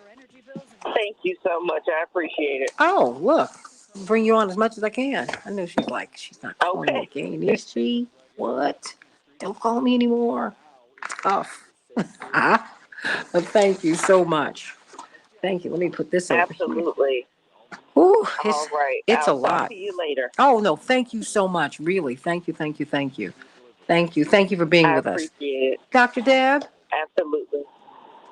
Yes, ma'am. thank you so much. Oh, it's too much.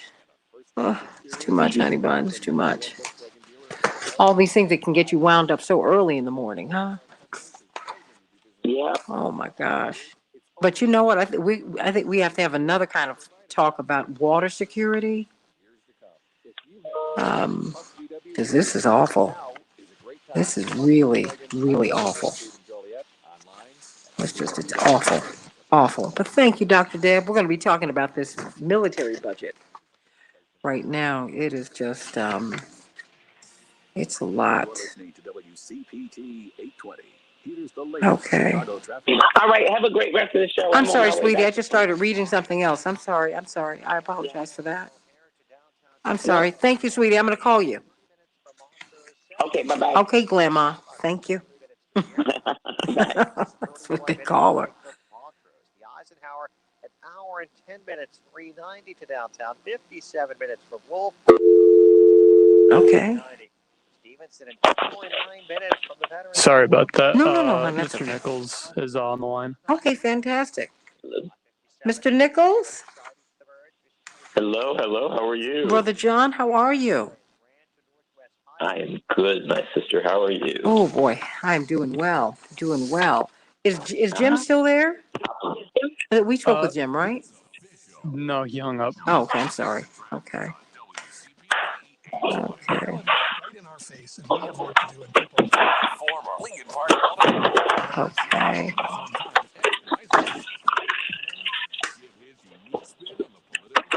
Every Saturday afternoon from 1 to 4 p.m. You won't want to miss Okay. that. I'm going to want to hear. But are you and your family doing well? Yeah, they are. Whitman's back in school and senior year. Oh, my and playing gosh. volleyball. I know. Can you believe it? Oh, my She gosh. sat on your father's lap when she was a baby. Unbelievable. So it's been, she's had a full journey. Yeah, and she's a great student. She's just a great kid. We're very Bless lucky. her heart. Oh, you've been blessed. Yeah, very much. And aside from the fact that we get up, sometimes we get up early. We're experimenting with how early we have to get up and 1 minute to get off to school and everything. Ooh. Finding it earlier each day, but it doesn't compete with your earliness. Well, look, everybody's got something, right? I can live with that. I know you can. I can know live you with do. it, but boy, Yeah. at 2:00, I am like, oh, because that's when I get up now, so I can look at the news and just so I can see what's happening. 2 a.m. Well, Yeah. I just might 35 have to move seconds. things around, and that's what happens. And you always want to hear. Sometimes it's a little drop of information. Yep. So. But that's the way you do a good job because I know from knowing a lot of people have been radio hosts. 15 seconds. It really is kind of what you gather together before. So you've always got good stuff to work with as you go in. All day, you got to do it. Okay, we're coming up. Yeah. All right. Okay, I'm at my ready. Oh, of course. Change the world, change the world, change the world. We can change the world, we can change the world, change the world. This is the Santita Jackson Show. War and hate to a place of love, it's not too late. Gotta save the children, we can't wait. Let's change the world. I agree. Hey everybody, welcome back to the Santita Jackson Show. I want to hear your voices today. It's been a joy to hear from all of you on WCPT, the nation's largest progressive talk radio station, and AM 950 radio, the voice of progressive Minnesota. Call me at 773-763-9278, 773-763-9278, also WCPT. You can talk with John Nichols. Of course, it's Tuesday. You know he's here at 7:30 every Tuesday. Got to talk about gotten a lot of wonderful compliments about you, John, starting with my father's doctor when he was in rehab at Northwestern University Shirley Ryan Rehabilitation Center. And so we want to thank you so much for all of those kind words and try to bring some information to you on the Santita Jackson Show. And if you want to know why we think as we do, we try to bring you the information to back it up, right? So let's talk about this. We've been talking about infrastructure. We've been talking about all of the things. We're seeing a convergence of our social, political, and cultural lives at this moment. It has always been thus. But the fact is, politics runs everything that we do, from vaccine mandates to the safety of our water, whether we have running water. I mean, if you want to mandate vaccines, great, but you need to mandate some basic human rights for people. People should not live in a place where the water does not run. For whatever reason, you should have running water. You should. You should have clean running water that is safe.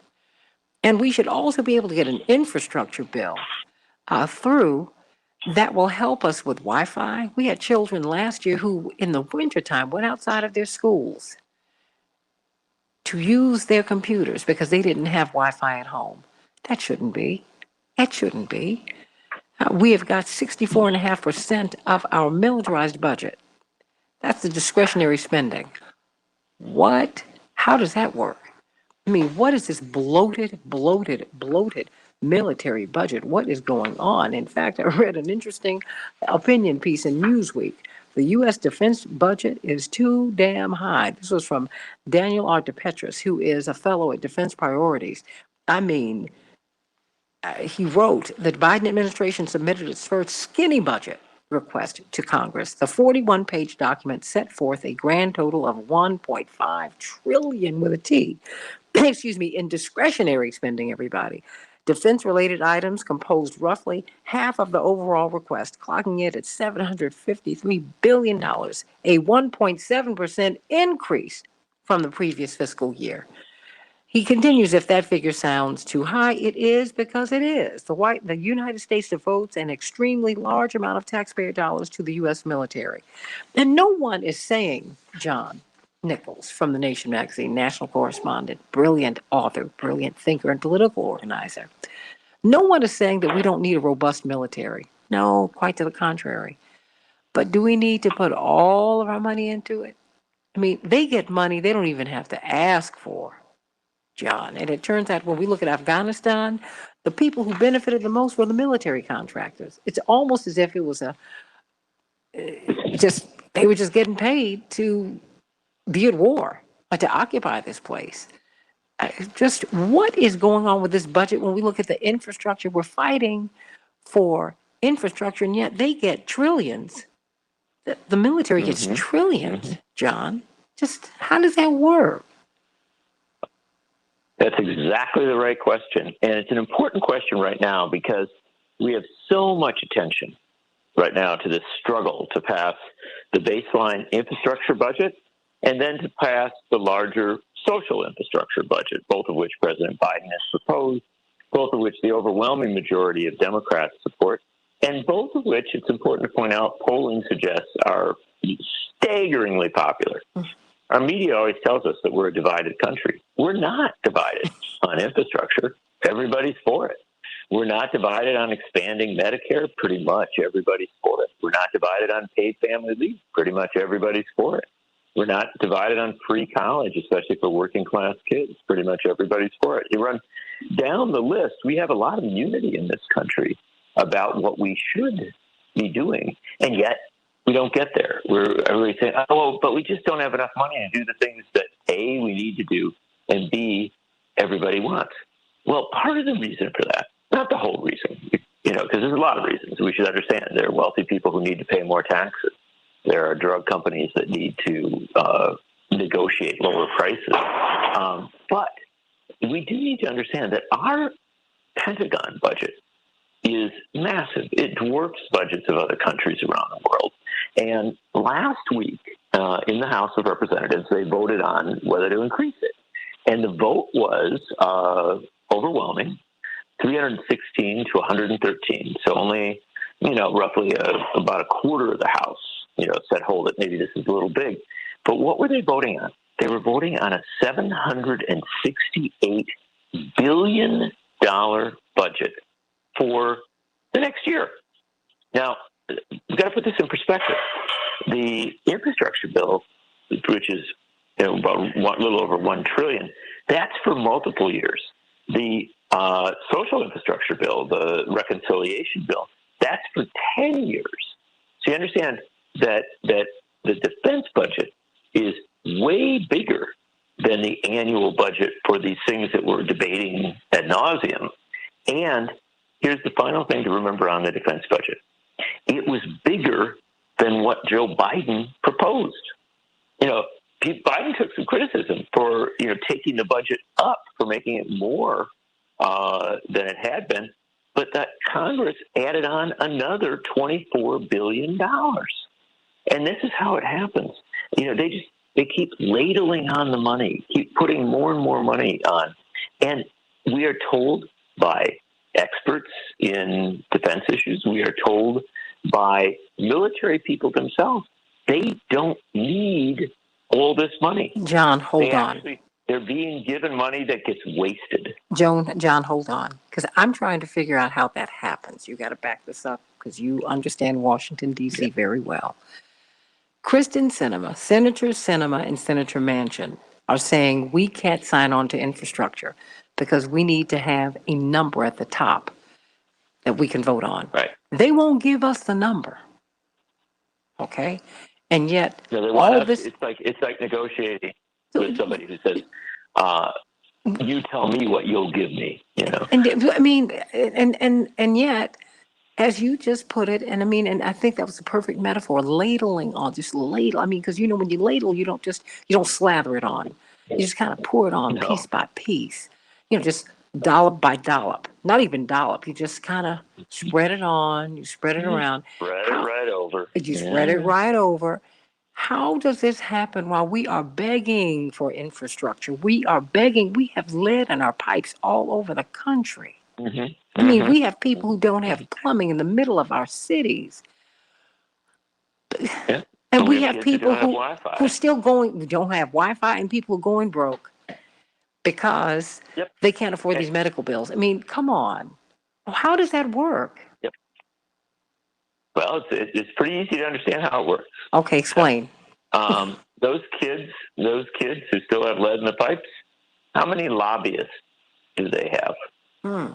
How many campaign contributions do they make? How many, how much influence, how much power the kids with lead pipes have? The answer is very, very little. The truth is that if you've got lead in your pipes, you tend to live in an older building, sometimes in circumstances that are tougher. If you're a kid there, your parents are working 2 jobs to try and make ends meet. They vote, very likely, and they may actually be very active in their community, but they don't have the ability to write, $10,000 checks to a political action committee. They don't have the ability to hire a former senator to go up and hang around on Capitol Hill and get paid $1 million a year or something like that just to talk to his ex-colleagues about stuff. The problem is the military-industrial complex, the defense contractors. They do have the money to write those $10,000 checks, many of them. They have the money to hire the lobbyists. In fact, they have, a huge infrastructure of influence peddling and pushing. And so as a result, when it comes time to do a Pentagon budget, the generals come along and they say what they want, and they always ask for, everything they want. The White House and other people work with them. They pare it down a little bit, but not much. But they come to a good agreement where everybody agrees that's enough money.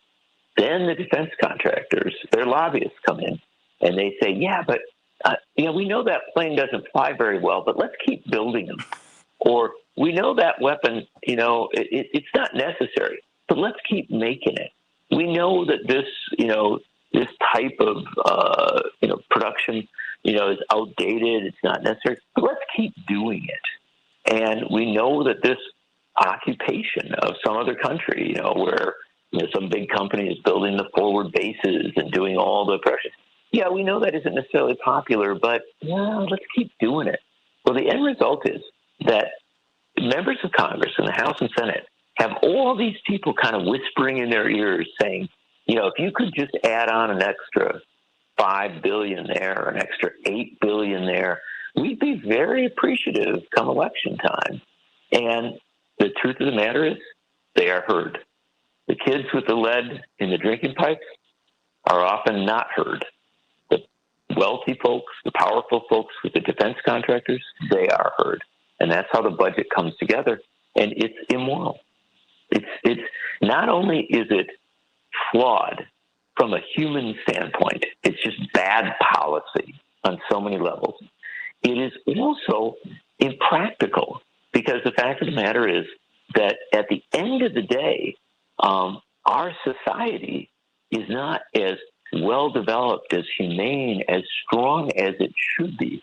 And in this, increasingly globalized economy, that matters, I would argue, certainly in comparison with, the size of your weapons. If you're a country that is, doing well, it stands as an example to the rest of the world.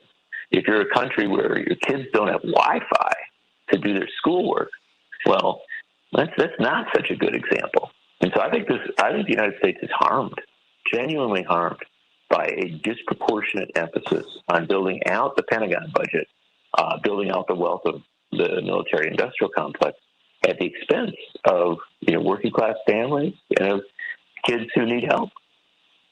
I want to hear from you. 773-763 WCPT, 773-763-9278. What do you think about this? Anita from North Carolina. Anita, what's on your mind? How you doing, Santita? Great hearing your voice. Okay, it's nice to see you. I'm glad you're back. You're doing well. I heard him on Reverend Sharpton's show yesterday. Thank you. Well, as you know, we're a violent country. Reverend Jesse Jackson is their biggest enemy. And whatever he works for is for peace and for love and understanding in the whole world and the universal concept. And they're going to get rid of him, and they got rid of 400 years of history when my Congressman Jesse Jackson Jr. was put out of office, when they are stealing money for wars way over anything they claim that he did to a community that they never give money to, which is the Black community and people of color. So they never look out for families. They don't look out for the people that we vote for that are looking out for families. They find scandals, lies, and slanders and political assassinations to get rid of them, and they get to pass their budget.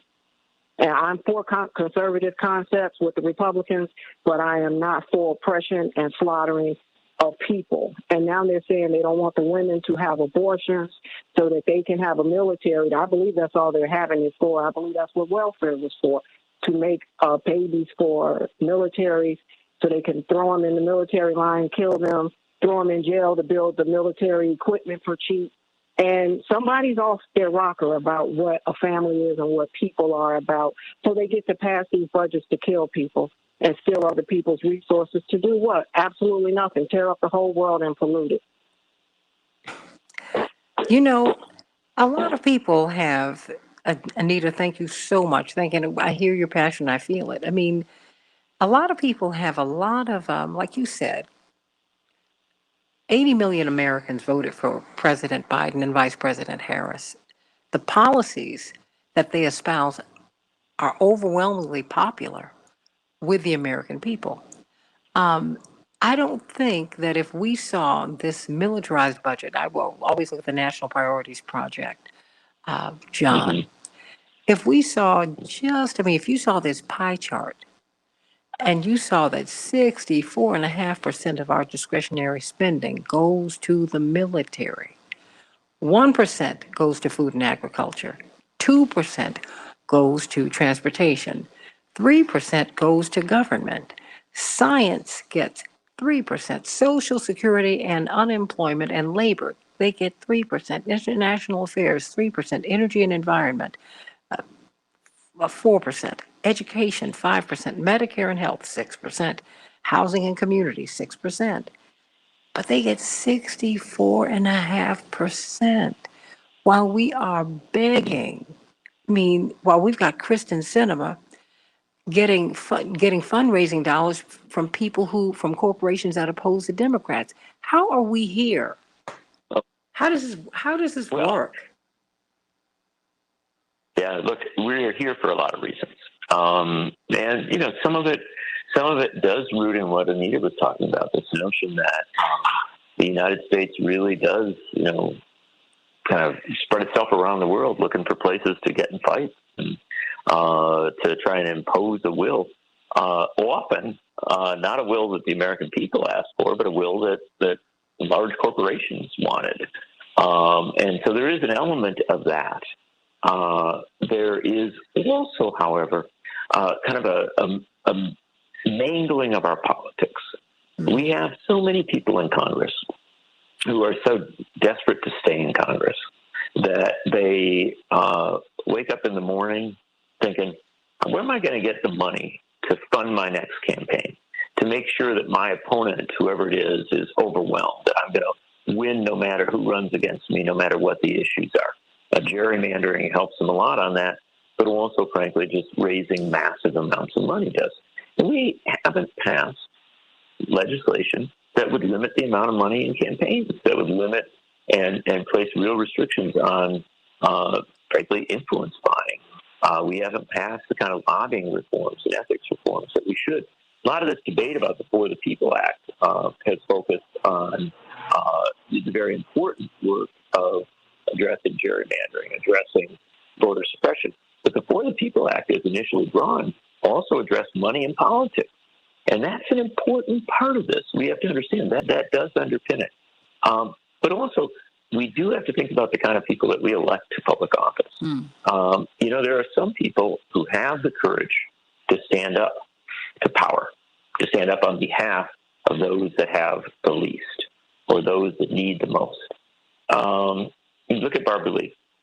Barbara Lee voted against this budget.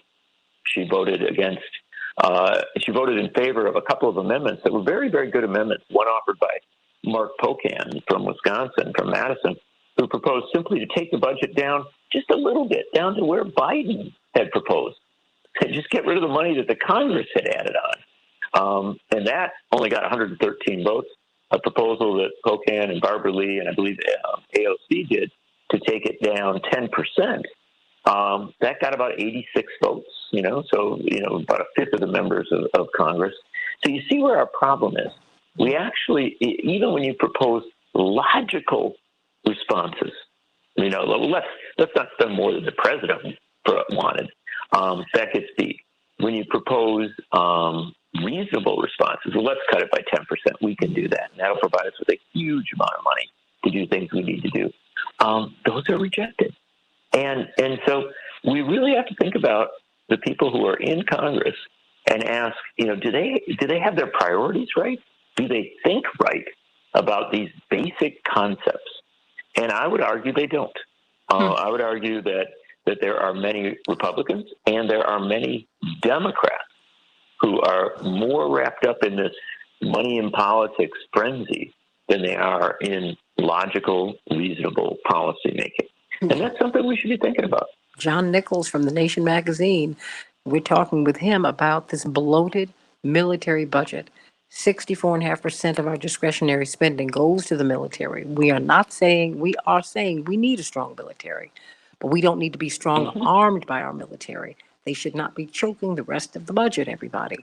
If you just had 10% of $887 billion, they would be able, that would be enough to cover government and transportation and food and agriculture, for starters. Okay? Just think about that. Think about it. Let me go to Chris from Wheaton. Chris, what's on your mind today? Good morning, Santita. Good morning, Chris. I appreciate the discussion, as always. Thank you. I apologize if you guys addressed this already. I assume you probably did because Mr. Nichols is so well versed in this subject. But I can't help but constantly feel that the military-industrial complex, as well as the people in our government who support it, they're trapped in like a Cold War mentality about weapon systems, and I'm like as much of a pacifist as any person can be, but I'm into the realpolitik as well. Like I know that there needs to be some semblance of defense, but when I look at some of the advances that what are considered adversarial nations have made in terms of cyber warfare, that's the name of the game. Like we know this by now, that those types of weapon systems, while they're dangerous in their own way and can wreak havoc in their own way, the era of big ships and planes, well, yeah, we need them, I would assume, to a certain extent. That era is gone. Like, this is a new era of warfare, and I'm trying to recall the name of it, that weird, like, global focused, like, magnetic attack system that those people who are suffering, and you've talked about it on this show, Santita, where people got sick, and I want to say they were in, like, the Caribbean or something, at some consulate. Forgive me for not knowing the name, but it was the focused, like, energy attacks thing. And it's like, these are, and now that's a horrifying weapon, first of all. They're calling it the Havana syndrome. Yes. I don't know why they're giving it to Cuba, but okay. Well, I was going to say, I was like, that's a whole other. That's a whole different subject. Unfortunately, yeah, that's all I'm saying is like, I feel like the era of like planes and old school bombs, like we're past that now. And for better or for worse, those are, I mean, talk about a bloated military approach. Like that's not even what is up right now. Israel's over there making the Stuxnet virus, and they're tearing countries apart with just a computer virus. So. Well, you're right. The nature.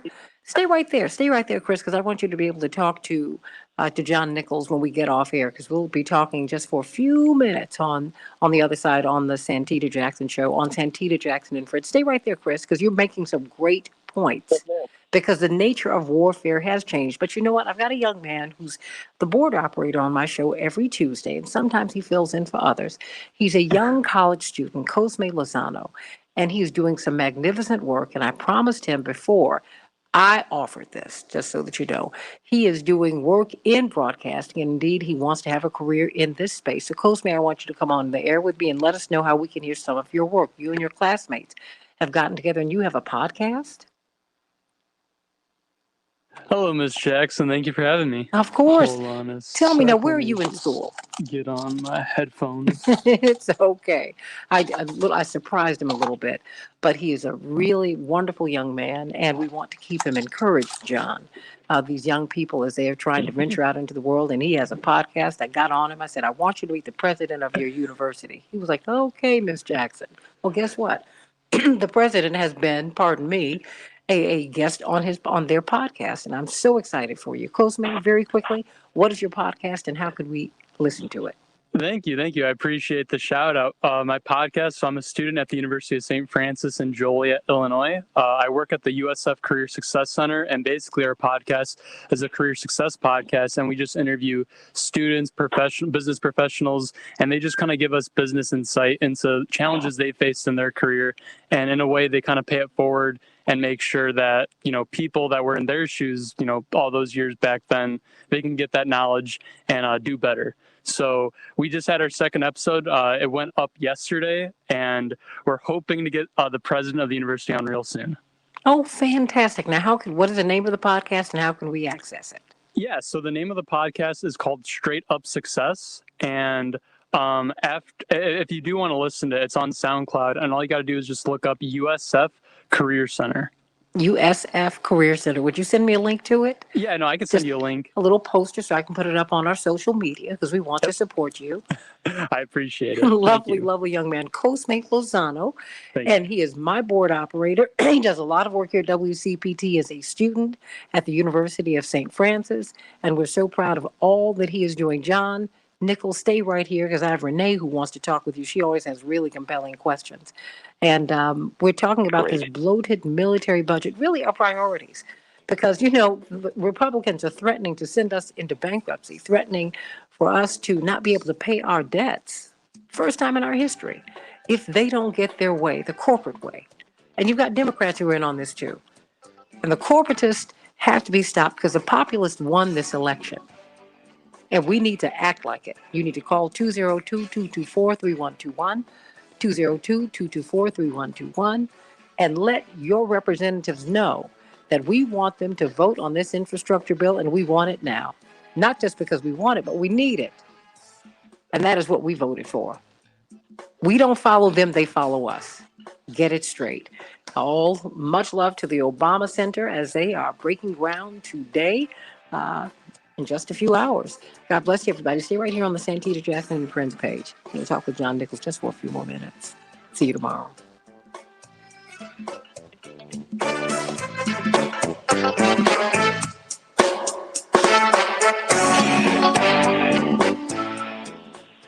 Thank you, Coach May. If you can bring that down just a little bit, sweetie. And let me go to, is Chris still there? How about a PC that'll help me get the most out of my day? He's on the line. Okay, Chris? Yes, ma'am. Okay, and is Renee still there? Coach May. Okay, well, Chris, keep talking to John. John Nichols. Also connected, Renee. Okay, It's thank you. an absolute pleasure and an honor, sir. I appreciate all your work. I think you're a great writer. I appreciate you. I guess really I'm just Very kind. I appreciate it. Oh man, for real, bro, it's love. But listen, like, what do you truly believe that even from a very sort of like not a naive like kind of, I don't want to be overly pacifist in my analysis, but is the era of bombs and planes, has that come to an end? Are we in a post Cold War style person to person era of warfare? And if so, like, what is the best approach in terms of like defense for countries? So that is a superb question and a really important one. And I'll take it apart and just give you two thoughts here.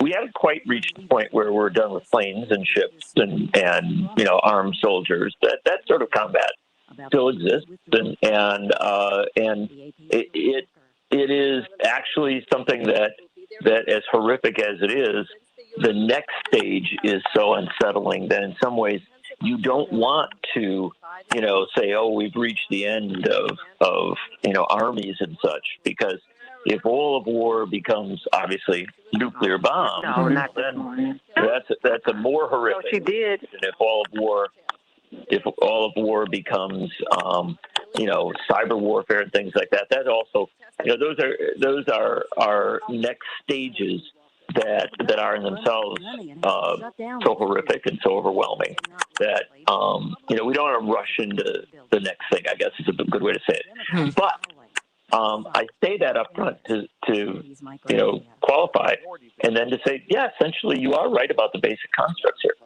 20 years ago, Donald Rumsfeld, when he was the head of the Department of Defense under George W. Bush, talked about a radical restructuring of our military.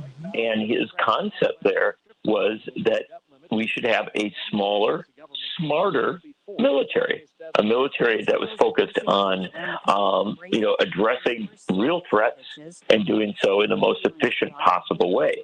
And that restructuring of the military, that idea of a smaller, more efficient military, it wasn't a left-wing idea. It wasn't a pacifist idea. It was an idea that was actually promoted by some very, very savvy conservatives. But when 9/11 came, and all of the play out of that, you saw a lot of those ideas get scrapped, and they kind of went back to a sort of spend money on everything approach. And what we ultimately saw was a tremendous number of weapon systems and strategies that were incredibly outdated, just as you suggest, kept getting funded, kept getting money poured into them. And that's where we end up today. So Was that last question? spot on. Oh, hold on, Renee. We're going to get right to you. Obviously some subtleties. There are some subtleties within it. Okay, thank you. Chris, did that help you at all? So it's a pleasure talking to you. Very much so. No, that was very insightful, and I appreciate you allowing me to talk to Mr. Nichols. I appreciate it. It's your show. I'm just a steward here. Okay. Bless your heart. And I don't want that to be, I want to hear from you again, Chris. Always, I'm going to keep calling till you're annoyed at me, so I appreciate you. I can't wait till we have an in-person event. I hope that you will come in from Wheaton, okay? Oh, Lord, you already know. You have a great day, my friend. All God right, bless. sweetie. Be careful out there, okay? Wear your mask and wash your hands, all right? Oh, you already know. Already. Thank you. All right, sweetie. Renee, what's on your mind today? I'm sorry, I did not know that you could hear me. I'm in my grandbaby's hospital room with her, and I Oh, was no. talking to How's the your nurse. grandbaby? What's going on?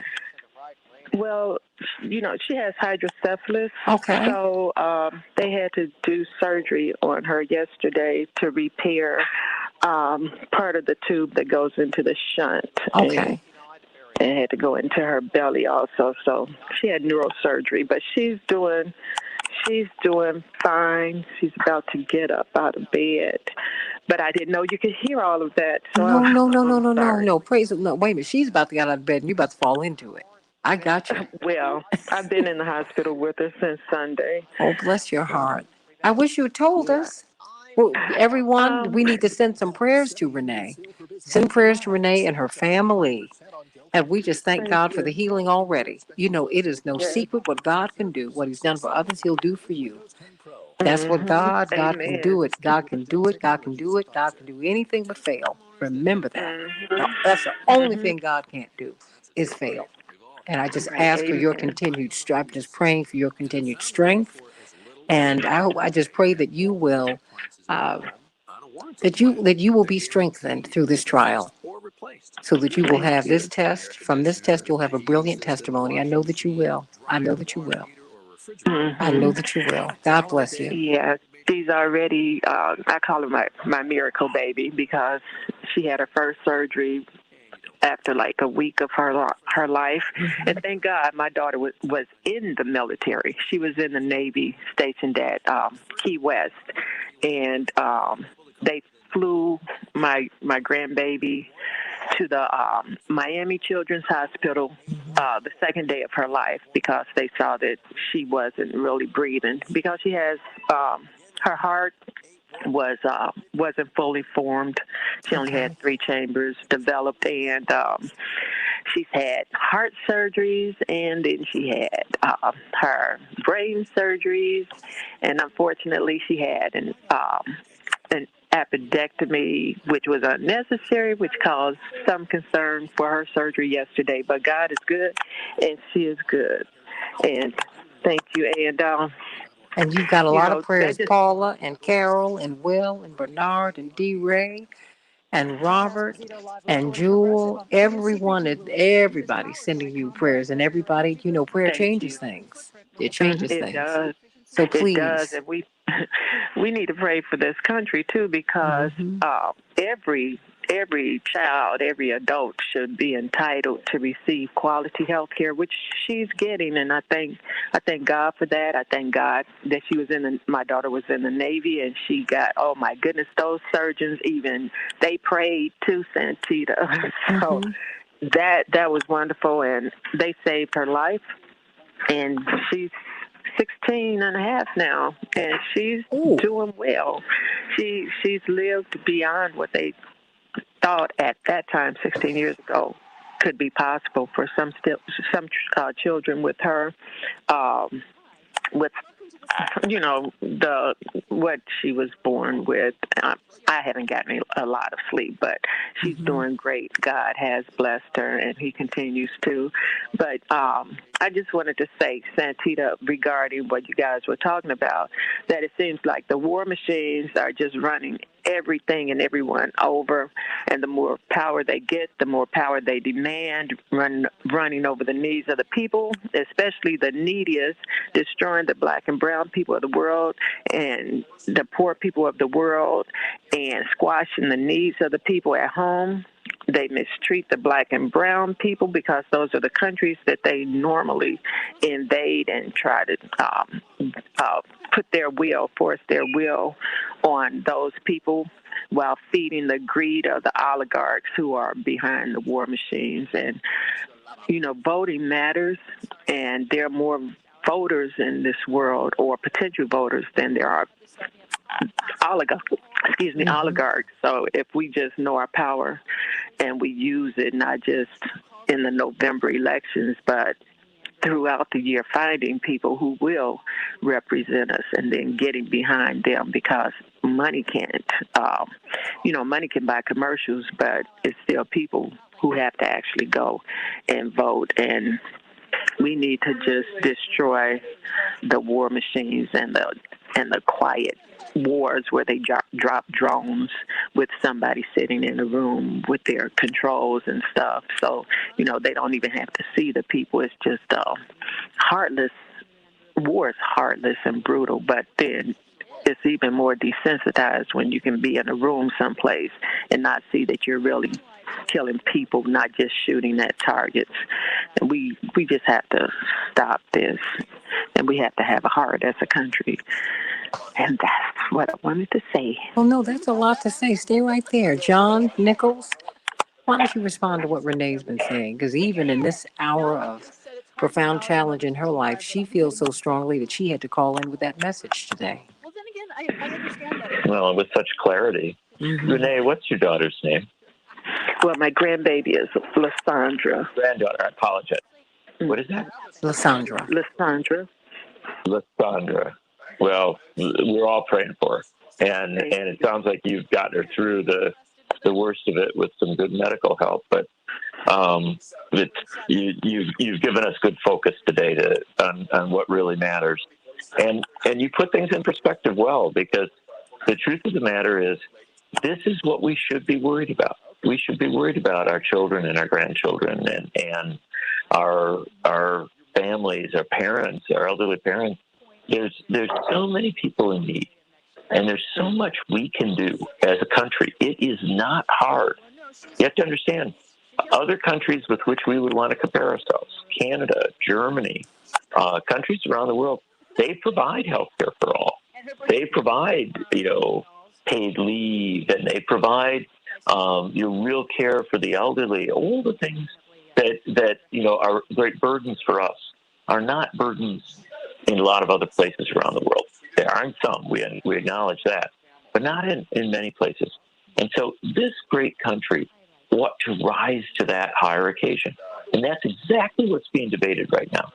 In Washington right now, they are saying, they want to do this.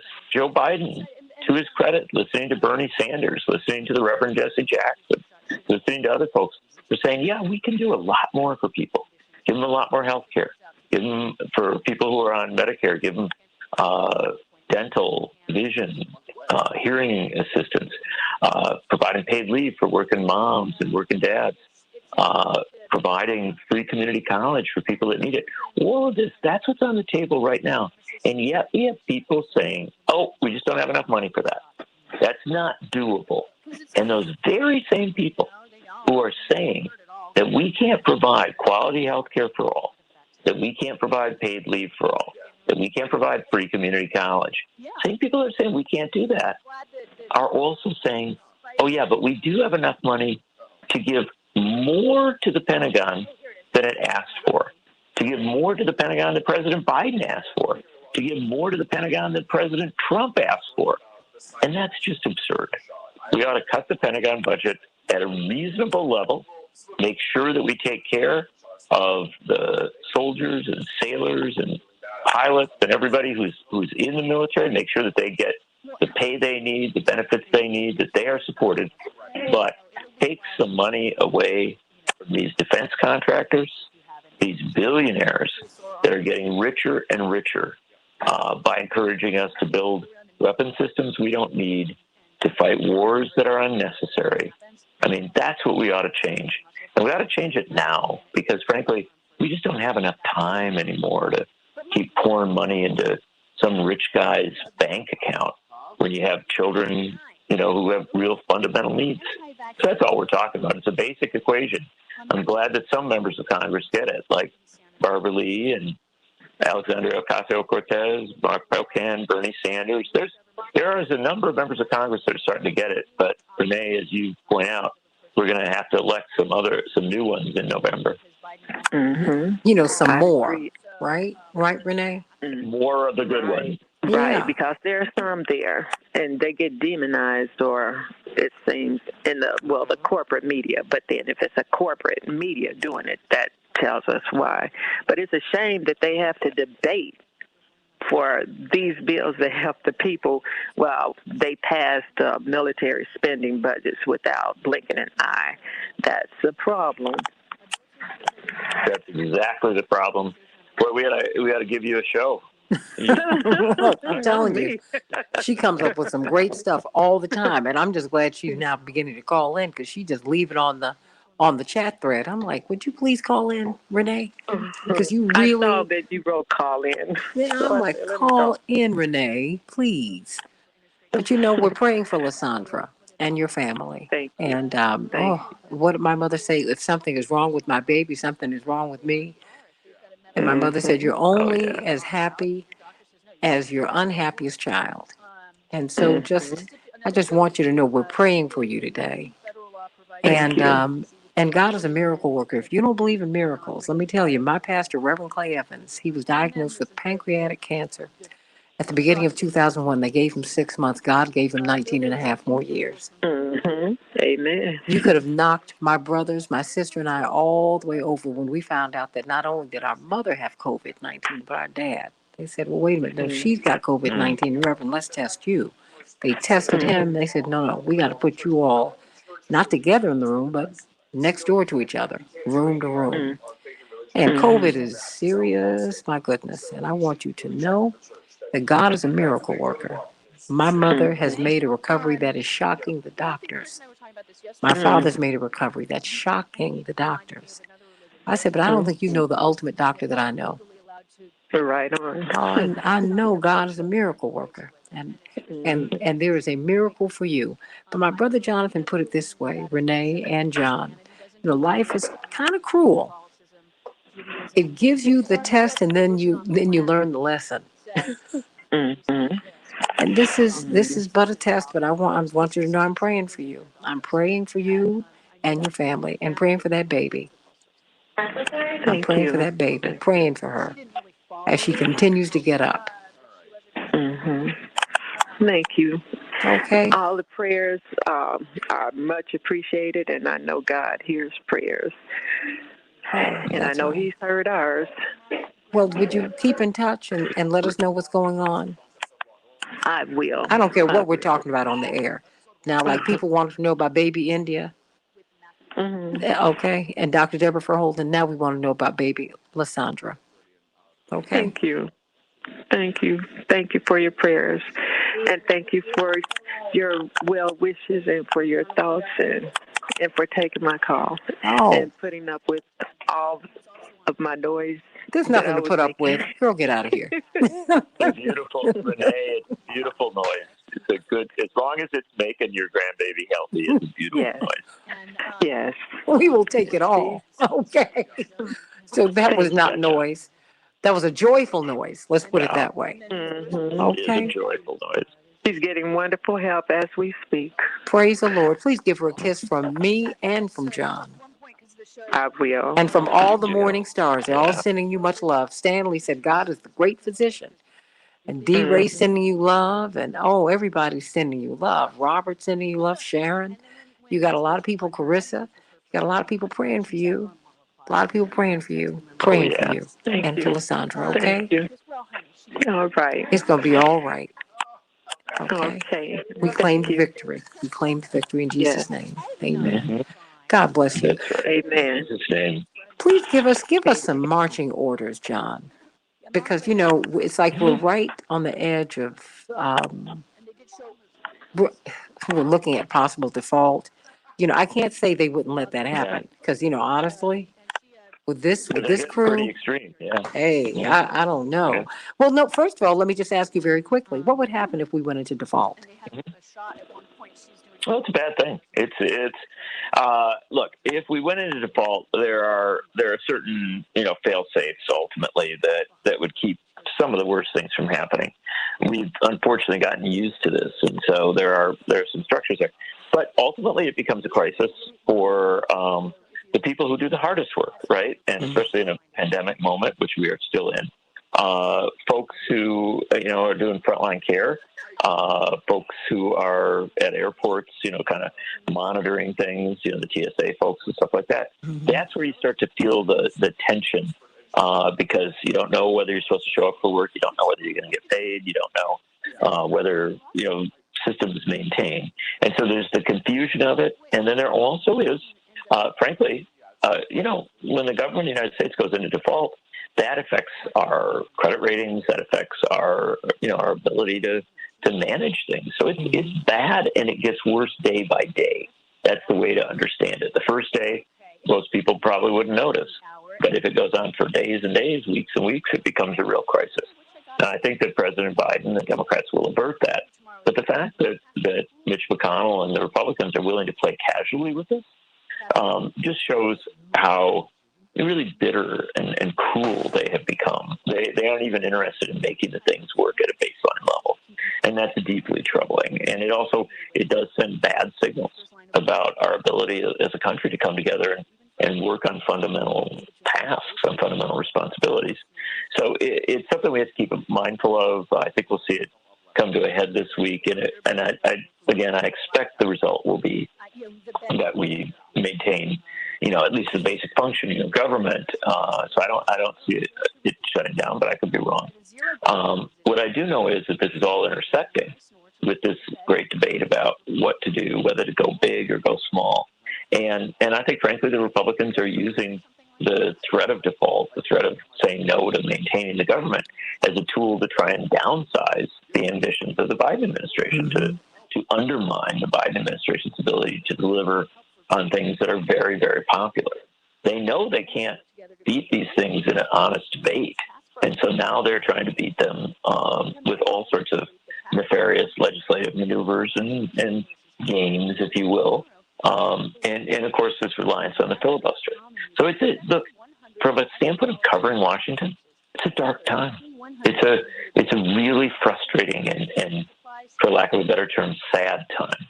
But we don't really have the privilege of being too frustrated with this, because that's what they want us to do.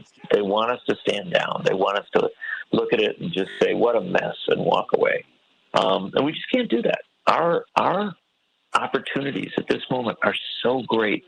We have an opportunity to, build out the infrastructure of this country in ways that it hasn't been built out for decades, to actually get that Wi-Fi to those kids in, rural North Dakota and rural northern Wisconsin who have to sit in the parking lot of a library in the winter to get the Wi-Fi to finish their school assignments. Outdoors. We have the ability. Outdoors sometimes, or in a car or wherever. But the bottom line is that this is absurd, and you can't possibly keep up in that sort of situation with somebody who has Wi-Fi. So it's just a baseline, equity issue. And this is for rural kids, especially all over this country.